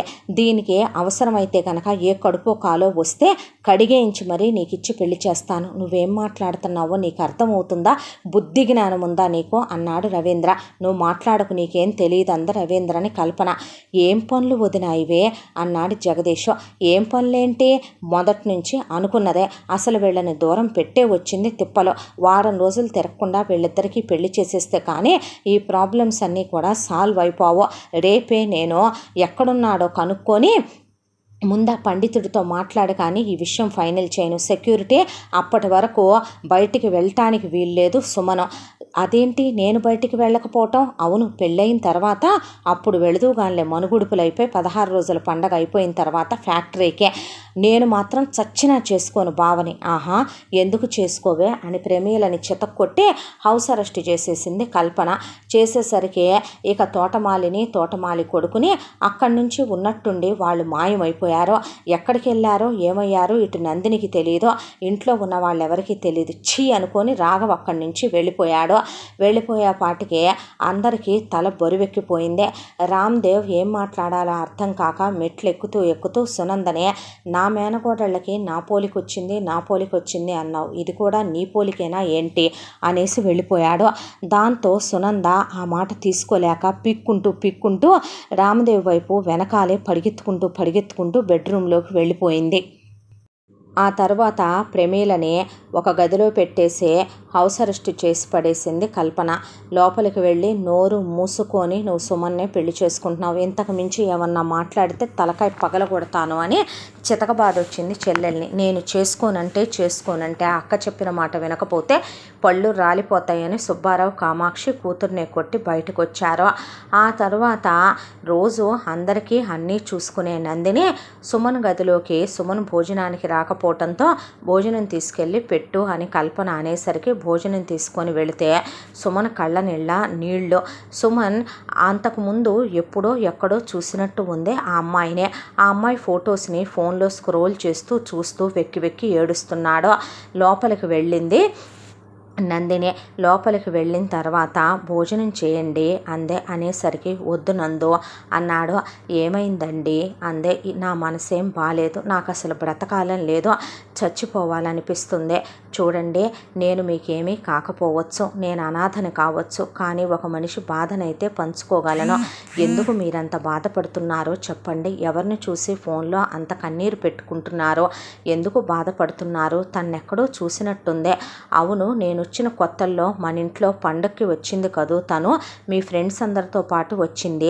మీరు మీ ఫ్రెండ్ అని తన్ని పరిచయం చేశారు కదూ ఇంట్లో వాళ్ళకే, తన పేరు వసుధ అనుకుంటా కదూ అని అడిగింది నందిని. అవును నందు, తన పేరు వసుధ, తను నా క్లాస్మేట్, తనంటే నాకు చాలా ఇష్టం, తను నా ప్రాణం, నా సర్వస్వం, తన్ని నేను ప్రాణానికి ప్రాణంగా ప్రేమించాను అన్నాడు సుమన్. ఆహా, అందుకేనా ఆ రోజు నువ్వు పొరపాటున కూల్ డ్రింకు తన డ్రెస్ మీద ఒలికిపోతే ఉడుకుల పరుగుల మీద ఒకళ్ళు వేసిన డ్రెస్సులు తను వేసుకోదు, పెద్దొదిన గదిలో కొత్త డ్రెస్సు ఉంటుంది, వెళ్ళి తీసుకురా నందు అని చెప్పి నాతో డ్రెస్ తెప్పించావు, ఆ డ్రెస్సు తనతో వేయించావు. ఆ తర్వాత మీ పెద్దొదిన డ్రెస్ ఏమైపోయింది నందిని అని అడిగితే, అలా సుమను తన ఫ్రెండ్కి ఇప్పించాడు అంటే బుద్ధి జ్ఞానం లేకుండా పనోళ్ళులా ఉండాలి కానీ ఎవడెత్తుకెళ్ళి ఇమ్మన్నాడు నిన్ను అని నన్ను అన్న తర్వాత అలా డ్రెస్ ఎందుకు ఇప్పించేశావు సుమన్ అంటే, ఆ డ్రెస్సు నా ప్రాణం తెలుసా అంటే, డ్రెస్ పోతే నీ ప్రాణం పోలేదుగా, అంత తొందరగా పోయే ప్రాణం కాదులే నీదని నువ్వు లేచెల్లిందే, నీకు అంత నొప్పి కలిగిందే అందుకా అని అప్పుడు అర్థమైంది నందినికి. మరి తనతో ఎందుకు చెప్పలేదు నువ్వు ఈ విషయం అని అడిగింది నందిని. చిన్నప్పటి నుంచి మేము మా అమ్మ చెప్పినట్టు వినాలంటాడు మా నాన్న, మా అమ్మ మా వదిన చెప్పినట్టు వినాలి, తన తరువాత మా వదినే అన్నీ అంటూ మమ్మల్ని ఎమోషనల్ బ్లాక్మెయిల్ చేస్తూ బంధుత్వాల చట్రాల్లో ఇరికిచ్చేసి పెంచేసిందే. ఇప్పుడు నేను మనసు చంపుకొని నేను ప్రేమిస్తున్న విషయం వసుధకి చెప్పకుండా ప్రమీలను పెళ్లి చేసుకోవటానికి సిద్ధపడ్డాను. కానీ అది చూసావా, తోటమాలి కొడుకుతో 3 నెలలుగా కాలు జారుతున్నానని, కొన్ని వందల సార్లు శారీరకంగా కలిశానని చెప్పిన తర్వాత నా కళ్ళతో నేను, నాతో పాటు రాఘవ, జగదీషు, రవీంద్రన్న అందరూ చూసిన తర్వాత నాన్నకి తెలిసాక ఇంట్లో వాళ్ళెవరూ ఒక్క మాట మాట్లాడకుండా దాన్ని గంగా స్నానం చేయిస్తాం, నన్ను చేసుకోమంటున్నారు. నాకంత కర్మేం పట్టింది నందో అన్నాడు సుమన్. అన్న తర్వాత మీరు మగాళ్ళు కదండి, ఏం చేసినా చలామణి అయిపోతుందేమో కదో అంది నందిని. అంటే ఏంటి నువ్వు మాట్లాడేదే అన్నాడు సుమన్. అవునండి, మీ గురించి ఇంట్లో ఎవరు ఆలోచిస్తున్నారో, ఈ ఇంట్లో ఎవరి మాట వాళ్ళకి నెరవేరాలి. మీ అమ్మకి మీ నాన్న ఆవిడ చెప్పినట్టు వింటం కావాలి. మీ నాన్నగారు మీ అమ్మ కోరిన కోరికని తీర్చటంలో మునిగిపోతూ ఉంటారు. మీ అన్నలు మీ గురించి పట్టించుకున్నారా? ఇక్కడ మీ వదిన చెప్పిందే వేదం, చేసిందే శాసనం. మీ జయంతి వదిన మీ గురించి ఆలకించదు. ఇప్పుడు మీరు ఇష్టపడి ప్రమీలను పెళ్లి చేసుకున్నా ప్రసాద్తో శారీరకంగా కలిసిన ప్రమీల మీరంటే ఇష్టం లేదని మిమ్మల్ని బృహన్నలని అన్న తర్వాత తను మీతో సంతోషంగా ఉండగలదా? మీరు తనతో ఉండగలరా? అయినా వసుధ మీద అంత ప్రేమ ఉన్నప్పుడు చెప్పకుండా ఉండటం మీ తప్పు కాదా? ఎందుకు చెప్పలేదు? ఓహో, మధ్యతరగతి కుటుంబంలోనే ఆడపిల్లని చెప్పలేదా? అవునులేండి, మగమహారాజులో ప్రేమించారు. ప్రేమించిన అమ్మాయి రేపొద్దున ఎవడో ముక్కు మొహం తెలియని ఎవరినో పెళ్లి చేసుకుంది అనుకోండి. వాడు అమ్మాయిని రోజు కొడుతున్నాడు, తిడుతున్నాడు అనుకోండి. మీ వల్ల అమ్మాయి చిత్రహింసలు అనుభవించింది అనుకోండి. ఆ పాపం మీది కాదా? ఏదో ఒక రోజుకి మీరిలా ప్రేమించారనే విషయం తెలిస్తే మిమ్మల్ని ఇలా కోల్పోయానే, మీలో ఉన్నటువంటి మగతనం మీ అమ్మ కింద వదిన కింద అణగారిపోయి మీరు నిజం చెప్పలేకపోయారే అని వసుధ మిమ్మల్ని అసహించుకుంటే మీరు తీసుకోగలరా? మీరు ప్రేమించిన అమ్మాయి సుఖంగా సంతోషంగా లేక ఎవడో పనికిమాల వెధవని పెళ్లి చేసుకొని కష్టాలు పడుతుంటే మీరు తట్టుకోగలరా అని అడిగింది నందిని. దాంతో సుమన్కి మనసు చుబుక్కుమందే. చెప్పేవాడినే నందు, ఎందుకు చెప్పలేదో తెలుసా? ఎందుకు చెప్పలేదో? వసుధ పేరుకి వాళ్ళ నాన్న కూతురే కానీ శల్యుడి కూతురు లాంటిదే. ఒక మాట అంటే పొడిచి పొడిచి చంపుద్దే. తనకి సెల్ఫ్ రెస్పెక్ట్ చాలా ఎక్కువ. పెద్ద వదిన కాళ్ళ కింద అణిగి మణిగి ఉండాలి ఈ ఇంట్లో ఉండే ప్రతి ఒక్కళ్ళో. చెప్పు చేతల్లో ఉండాలనేది అమ్మ చేసిన తీర్మానం, శాసనం. శాసనాలకి రాజముద్రికలకి కాలం చెల్లిపోయి చాలా కాలం అయిపోయిందండి అంది నందిని. కానీ వసుధని నేను పెళ్లి చేసుకొని తీసుకొస్తే పెద్దదిన దాష్టీకాన్నే చలాయించనివ్వదు వసుధ. మాట అంటే ఊరుకోదో. అయినా భర్త అంటే ఏంటండి? భార్యను ప్రొటెక్టివ్గా చూసుకునేవాడు కాదా? తన తప్పు ఉంటే తను మాట పట్టంలో ఏదైనా కరెక్ట్ అని మనం కూడా అనొచ్చు. కానీ తన తప్పు లేకుండా మీ వదిన అందరినీ డిసైడ్ చేసేసి మాట్లాడుతుంటే ఎవరేం తినాలి, ఎవరేం తాగాలి అని అన్నీ ఆవిడే నిర్ణయిస్తుంటే ఈ ఇంట్లో పుట్టి పెరిగారు కాబట్టి మీరు వాజమ్మలాగా పడ్డారంటే అర్థం ఉందే. తనెందుకు పడాలంటారు? తన వైపున ఏ తప్పు లేకుండా ఒక్కటి మాత్రం చెప్తానండి. నేను మీకు చెప్పగలిగిన దాన్ని అవునో కాదో, అనాథని, పెళ్లి పేరెంటం లేనిదాన్ని, అమ్మా నాన్న లేనిదాన్ని, నా అనేవాళ్ళు లేనిదాన్ని. కానీ మీరు ప్రేమించిన అమ్మాయి ఎవడో ఒకడికి భార్య అయ్యి ప్రతి రాత్రి వాడితో ఒకడే భార్యగా ఎలా గడుపుతుందో మీరు దాన్ని ఎలా తీసుకోగలుగుతారో ఇక మీ ఇష్టం, ఇంతకన్నా నేనేం చెప్పలేను అనేసరికి వేరే వాడి భార్య అయ్యే మరొకటి కౌగిలిలో తన ప్రేయసి కడిగిపోవటం అనే మాట సుమన్ తీసుకోలేకపోయాడు.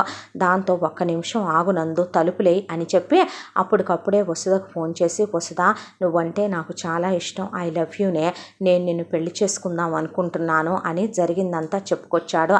చూడరా, నీలాంటి పిరికి వెధవని నేను అస్సలు పెళ్లి చేసుకోను. నువ్వు మీ అమ్మ కింద తొత్తువి, మీ వదిన కింద చేతగాని చవట వాజమ్మవే. ఇవాళ ఇన్ని సంవత్సరాలుగా నన్ను ప్రేమిస్తూ నువ్వు దాన్ని పెళ్లి చేసుకోవటానికి సిద్ధపడిపోయావు. ఇవాళది వేరే వాడితో కాలు జారింది అని తెలిసిన తర్వాత నన్ను పెళ్లి చేసుకుంటాను అంటున్నావు. రేపొద్దున నన్ను జీవితాంతం నువ్వు హ్యాపీగా చూసుకుంటావని గ్యారెంటీ ఏంటి? మీ ఇంటికి తీసుకెళ్ళి నన్ను హింసలు పెట్టవని గ్యారెంటీ ఏంటి?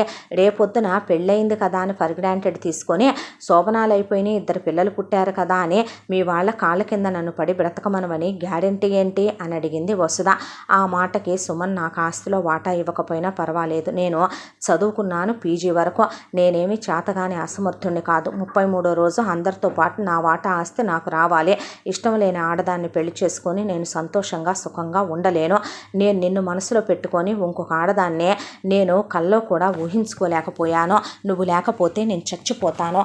నేను చచ్చినంత ఒట్టేసి నేను మాటిస్తున్నాను నీకు, నేను నా ప్రాణానికి ప్రాణంలా చూసుకుంటాను. నువ్వెవరి కింద దాసిలా బ్రతకక్కర్లేదు. నిన్ను ఎవరు ఏ ఒక్క మాట అన్నా సరే నేను ఊరుకోను.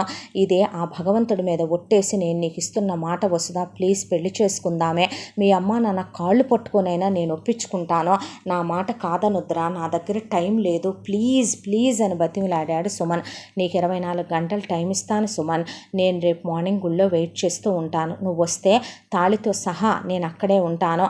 నువ్వు వస్తే పెళ్లి చేసుకుందాం, లేదంటే కనుక ఇక మళ్ళీ లైఫ్లో నేను నీకు కనపడను, నీ మొహం నాకు చూపించొద్దని వసుధ ఫోన్ పెట్టేసిందే. ఆ తర్వాత జరిగిందంతా నందినికి చెప్పాడు సుమన్. మరి ఇప్పుడు ఏం చేద్దాం అనుకుంటున్నావు అంది నందినే. అంటే ఇంట్లో నుంచి ఎలా బయటకు వెళ్ళాలి, సెక్యూరిటీ దగ్గర నుంచే అందరూ కల్పన వదిన గుప్పెట్లో ఉంటారో, సీసీ కెమెరా ఎప్పటికప్పుడు తన ఫోన్కి కనెక్ట్ చేసుకుని చెక్ చేస్తూ ఉంటుంది. ఏం చేయాలో అర్థం కావట్లేదు నందిని. నీ కాళ్ళు పట్టుకొని దండం పెడతాను, నువ్వు మా ఫ్యామిలీ మెంబర్ లాంటి దానివి కదా, నా సిస్టర్ లాంటి దానివి, ప్లీజ్ నాకు హెల్ప్ చేయవా, వస్తుంది లేకపోతే నేను చచ్చిపోతాను ప్లీజ్ అని బ్రతిమలాడాడు సుమన్. దాంతో సరే అయితే ఆ భగవంతుడే ఉన్నాడు, అయితే నాకు కొన్ని స్లీపింగ్ పిల్స్ కావాలండి అని అడిగింది నందిని. అంతే కదా, మా మామయ్య మింగుతాడు, ఉండి వెళ్ళి తీసుకొస్తానని సుబ్బారావు గదిలోకి వెళ్ళి ఒక గుప్పెడు నిద్ర మాత్రలు తీసుకొచ్చి మెత్తగా పొడిగొట్టి నందిని చేతికిచ్చాడు. నందిని పొద్దునే తెల్లవారుజామున 5 గంటలకి లేచి తలస్నానం చేసింది. గుడికి వెళ్ళొస్తాను అని చెప్పి చక్కెర పొంగల్ చేసి దాంట్లో చక్కెర ఎక్కువ వేసి ఆ మాత్రలను కలిపేసిన తర్వాత నేను వస్తా నీతో పాటని రాఘవ కూడా లేచి స్నానం చేసి బయలుదేరితే, వీడికి సెన్స్ లేదు దేవుడా, ఇప్పుడు వీడెందుకురా తండ్రి అనుకున్నాడు సుమన్. పర్వాలేదులే రమ్మని గుడికి తీసుకెళ్ళిన తర్వాత తను మందు కల్పన ప్రసాదాన్ని గుళ్ళో పూజారి గారికి ఇచ్చి అందరికీ పెట్టండి స్వామివారి దగ్గర పెట్టి అని చెప్పింది. నాకు పెట్టలేదు నువ్వు ఆ ప్రసాదం అంటే, ఆ ప్రసాదం ఏమీ వద్దులే కానీ ఇది తీసుకోమనమని అంటే, సంచిలో ఇంకో ప్రసాదం ఉంది నేను చూశాను అన్నాడు రాఘవ. అబ్బాయి తీసుకో రాఘవ అని తన చేతిలో ప్రసాదం ఇచ్చింది. ఆ తర్వాత సెక్యూరిటీ వాళ్ళ దగ్గర నుంచి అందరికీ నిద్రమాత్రలు కడిపిన ప్రసాదం పంచుకుంటూ వచ్చేసింది ఇంట్లో వాళ్ళకే.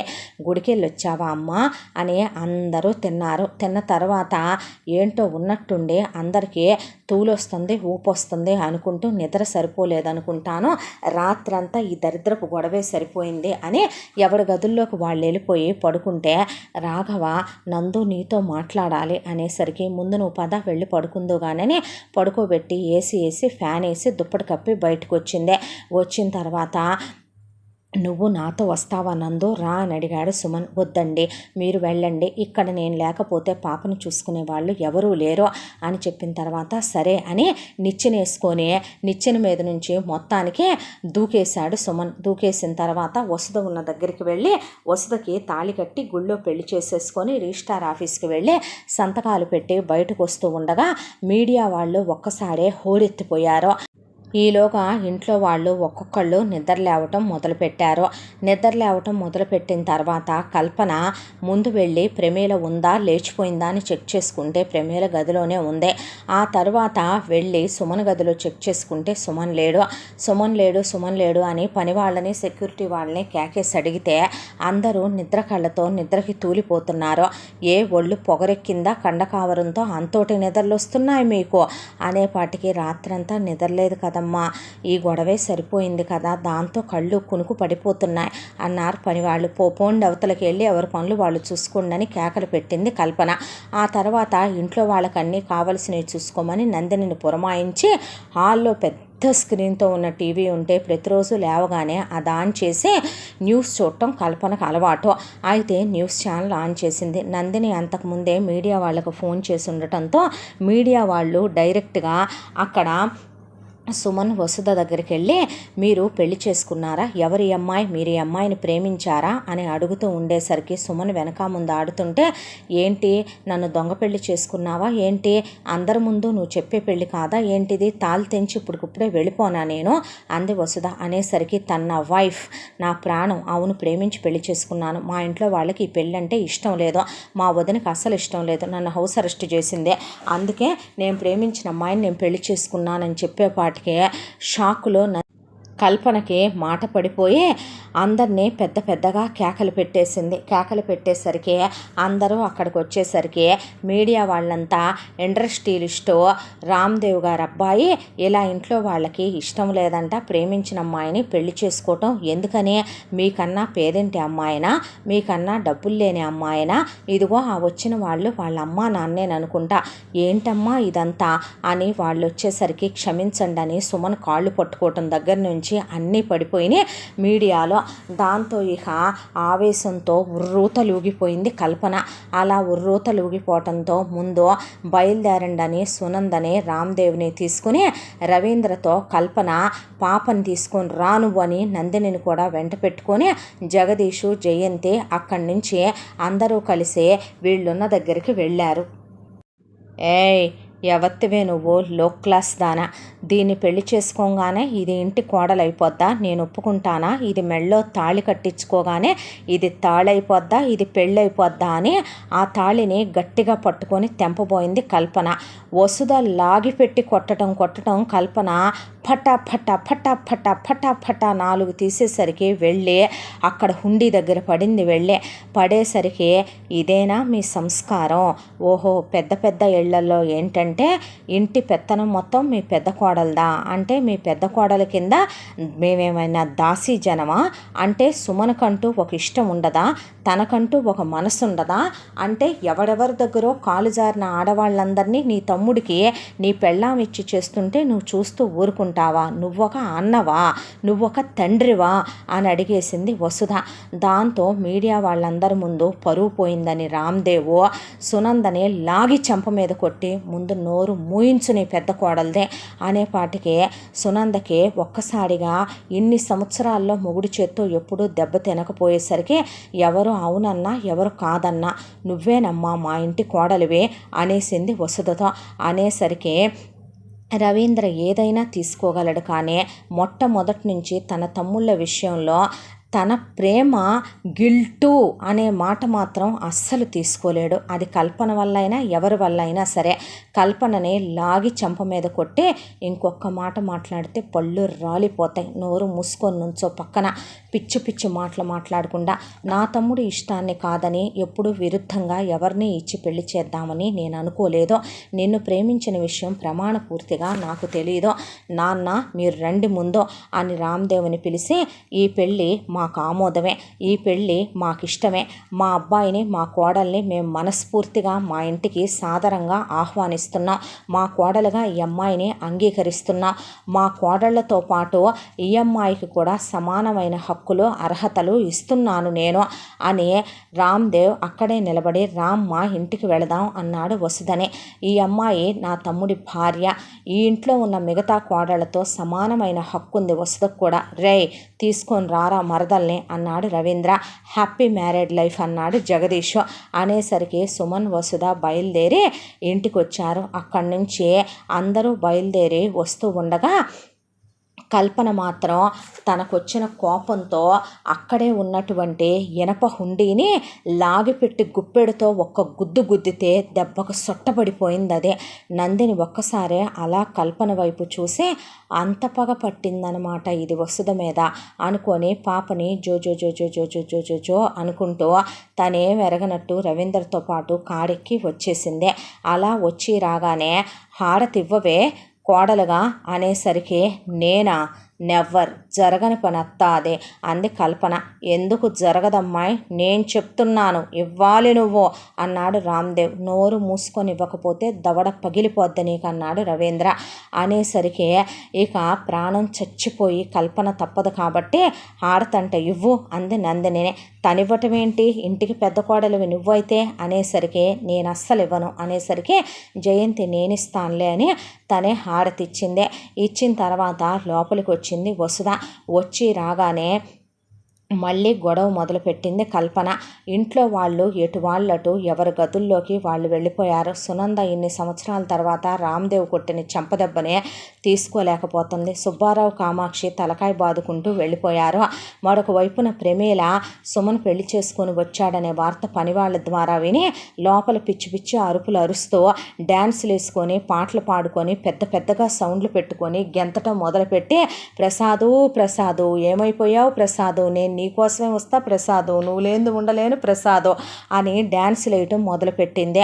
ఒళ్ళు మండిపోయిన కల్పన పైకెళ్ళి ప్రమీలని చితకబాదేసి కిందకు వచ్చిన తర్వాత, అసలు ఎవత్తివే నువ్వు, ఎక్కడి నుంచి వచ్చావే నువ్వు, ఇది నా ఇల్లు, నా సామ్రాజ్యం, ఆవిడ నా అత్త, ఆయన నా మామ, ఇతను నా మొగుడు, వీళ్ళు నా మరుదులు, రేపొద్దున నా మరుదులకి కాబోయే భార్యలు నా చెల్లెళ్ళు, ఇది నేను ఎలా నిర్మించుకొచ్చిన సామ్రాజ్యమో తెలుసా, అమ్మా నాన్న మీకు తెలీదా అనేపాటికి ఒక్కసారే అందరు ఇలా చూస్తూ ఉండగా రాఘవకి అప్పుడు నిద్ర మొత్తులోంచి లేచి దిగొచ్చి ఏమైందని అడిగాడు నందినిని.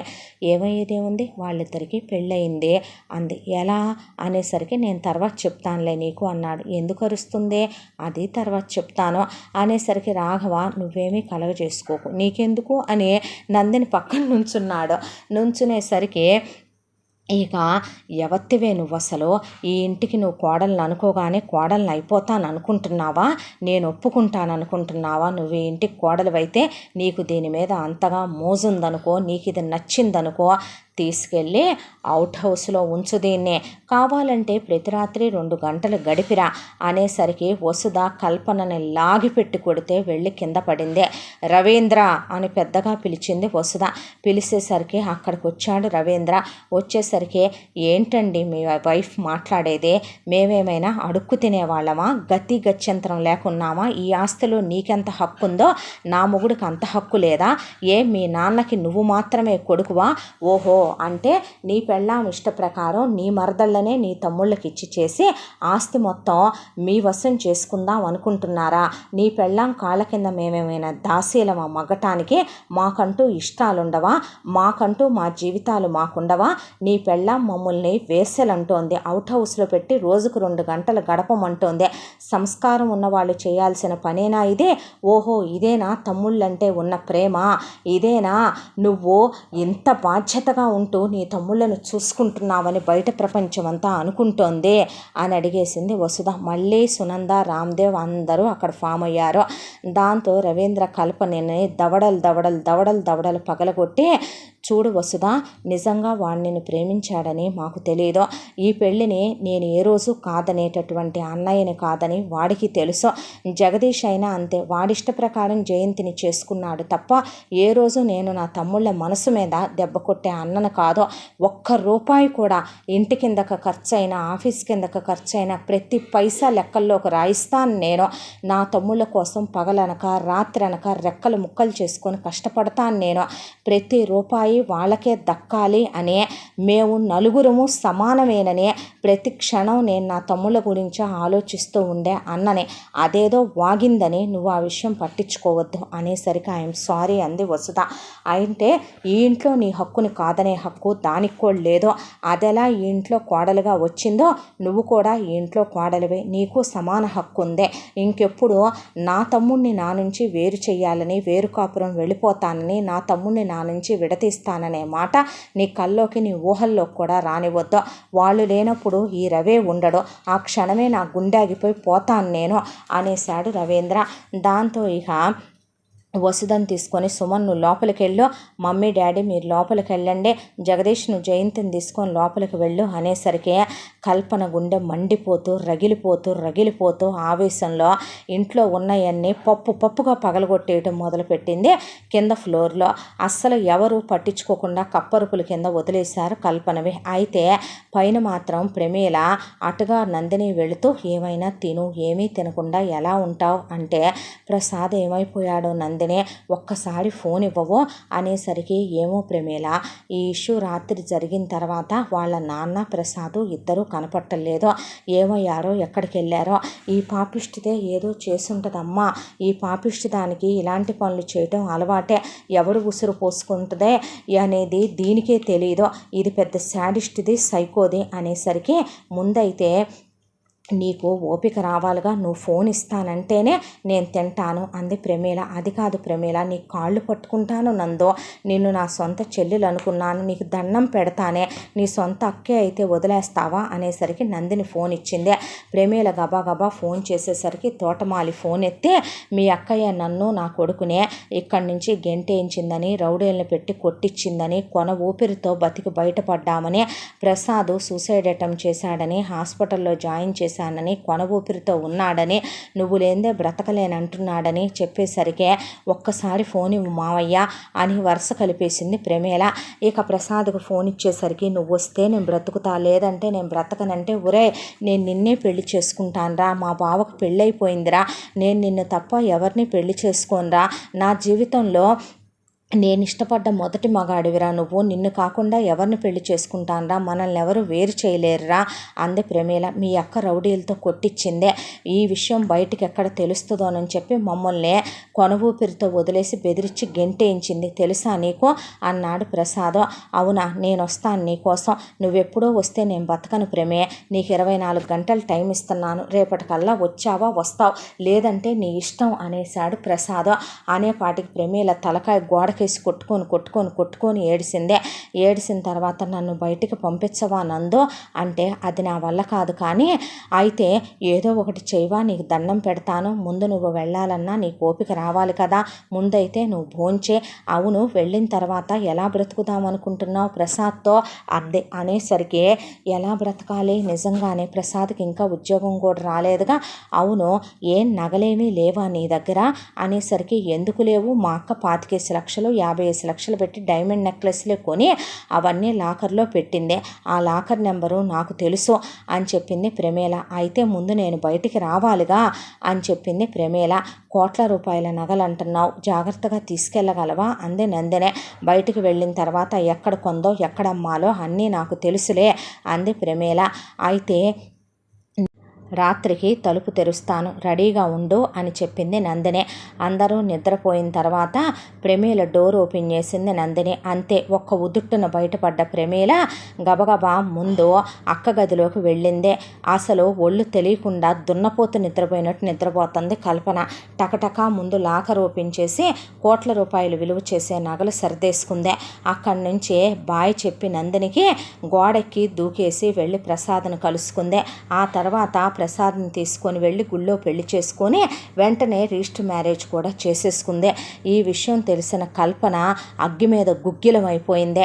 ముందు పోలీస్ స్టేషన్కి వెళ్ళి తను పెళ్లి చేసుకున్న ప్రసాద్కి తన అక్క వల్ల తమ కుటుంబం వల్ల లైఫ్ థ్రెటనింగ్ ఉందని, వీళ్ళందరూ తనని చంపటానికి కూడా వెనకాడరని మీడియా వాళ్ళందరినీ పిలిచి వాళ్ళందరి ముందు రభస చేసేసింది ప్రమీల. దాంతో మీడియా వాళ్ళు వచ్చి రామదేవ్ ఇంటి మీద పడ్డారో, దాంతో ఎవరికి ఏం చెప్పాలో అర్థం కాక పరువు పోయే రామదేవ్ తలంతా అవమానంలో కూరుకుపోయే తలపట్టు కూర్చుండిపోయాడు. ఈలోపు వెంటనే ప్రమీలకి ప్రసాద్కి కబురు పెట్టి పోలీసులతో వాళ్ళని ఇంటికి తీసుకురమ్మనమని కబురు చేసింది సునంద.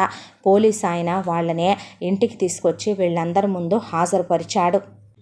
ఏంటే ఇది, నేనేమనుకున్నాను, నువ్వేం చేశావు అని అడిగింది కల్పన.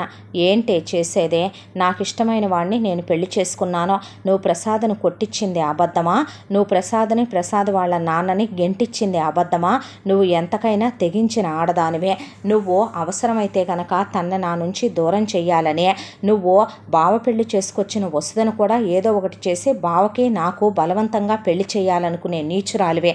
నేను మీతో కలిసి ఉండాలనుకోవట్లేదు, నేను ప్రసాద్తోనే వెళ్ళిపోతాను అత్త, నాకు మీరు వద్దు, మీతో సంబంధాలు వద్దు, మా అమ్మ నాన్నలు వద్దు అనేసరికి సుబ్బారావు కామాక్షి కూతుర్ని కొట్టడానికి వెళితే పోలీసులు ఇది సంస్కారం కాదండి అనేపాటికి రామ్దేవ్ ఒక చూపు చూసేసరికి సుబ్బారావు కామాక్షి ఆగిపోయారు. దాంతో సునంద పరువు పోద్దని తెలిసి అందరి ముందు ఎస్ఐ గారు మేము ఈ పెళ్లికి ఒప్పుకుంటున్నామండి అనేసరికి ఎవరు ఒప్పుకున్నా ఎవరు ఒప్పుకోకపోయినా ప్రమీలను తీసుకొని నేను వెళ్ళిపోదాం అనుకుంటున్నాను అయ్యగారు అమ్మగారు, మీ డబ్బుల కోసమో మీరిచ్చే ఆస్తుల కోసమో నేను ప్రమీలని ఇష్టపడలేదు, పెళ్లి చేసుకోలేదు, తన్నగానే నేను ఇష్టపడ్డాను, ప్రేమించాను, పెళ్లి చేసుకున్నాను. తను వస్తూ నగల బ్యాగ్ తీసుకొచ్చిందే, కోట్ల రూపాయలు విలువైన నగలున్నాయి, రేపొద్దునైనా మా మీద దొంగతనం వేస్తారు, మాకు వద్దండి ఇవే అన్నాడు ప్రసాద్. పోలీస్ ఆయన అంత నిజాయితీగా అబ్బాయి ఇచ్చేస్తుంటే ఆ అబ్బాయిని ఏ విధంగా తప్పు పట్టగలరండి మీరు అని ప్రసాద్ వైపే మాట్లాడేసరికి సునందకి తల కొట్టేసినట్టు అనిపించి, మంచో చెడో అది తీసుకెళ్ళింది కదా ఆ నగలో, అలాంటి కోట్ల రూపాయలు విలువైన నగలన్నీ మా కాలి గొడ్డుతో సమానం, మాకు ఒక లెక్క కాదు, మా ఇంటి ఆడపిల్లకు పెట్టామనుకుంటాం, ఉంచు నీ దగ్గరే అని చెప్పి వెంటనే చెక్ బుక్ తెమ్మనమని చెప్పి 1 కోటి రూపాయలకి చెక్కు రాయించి ఆ ఊళ్ళో ఉన్నటువంటి ఒక సైటు, వాళ్ళకున్న ఇళ్లల్లో నుంచి ఒక ఇల్లు అక్కడికక్కడే ప్రమీల పేరు మీద లాయర్ని పిలిపించి రాయించేసి, అలాగే వెళ్ళి వేరు కాపురం పెట్టుకుంటాం అంటున్నారుగా, ప్రశాంతంగా పెట్టుకోండి. మనకున్న కారుల్లో నుంచి ఒక ఆడి కారో బిఎండబ్ల్యూనో తీసుకెళ్ళండి. నా మేనగోడల్ని కళ్ళల్లో పెట్టుకొని జాగ్రత్తగా చూసుకో అని చెప్పి మేము ఈ పెళ్ళికి ఆమోదమే తెలిపామండి అనేసరికి అది ఎందుకో రవీంద్రకి రుచించలేదు.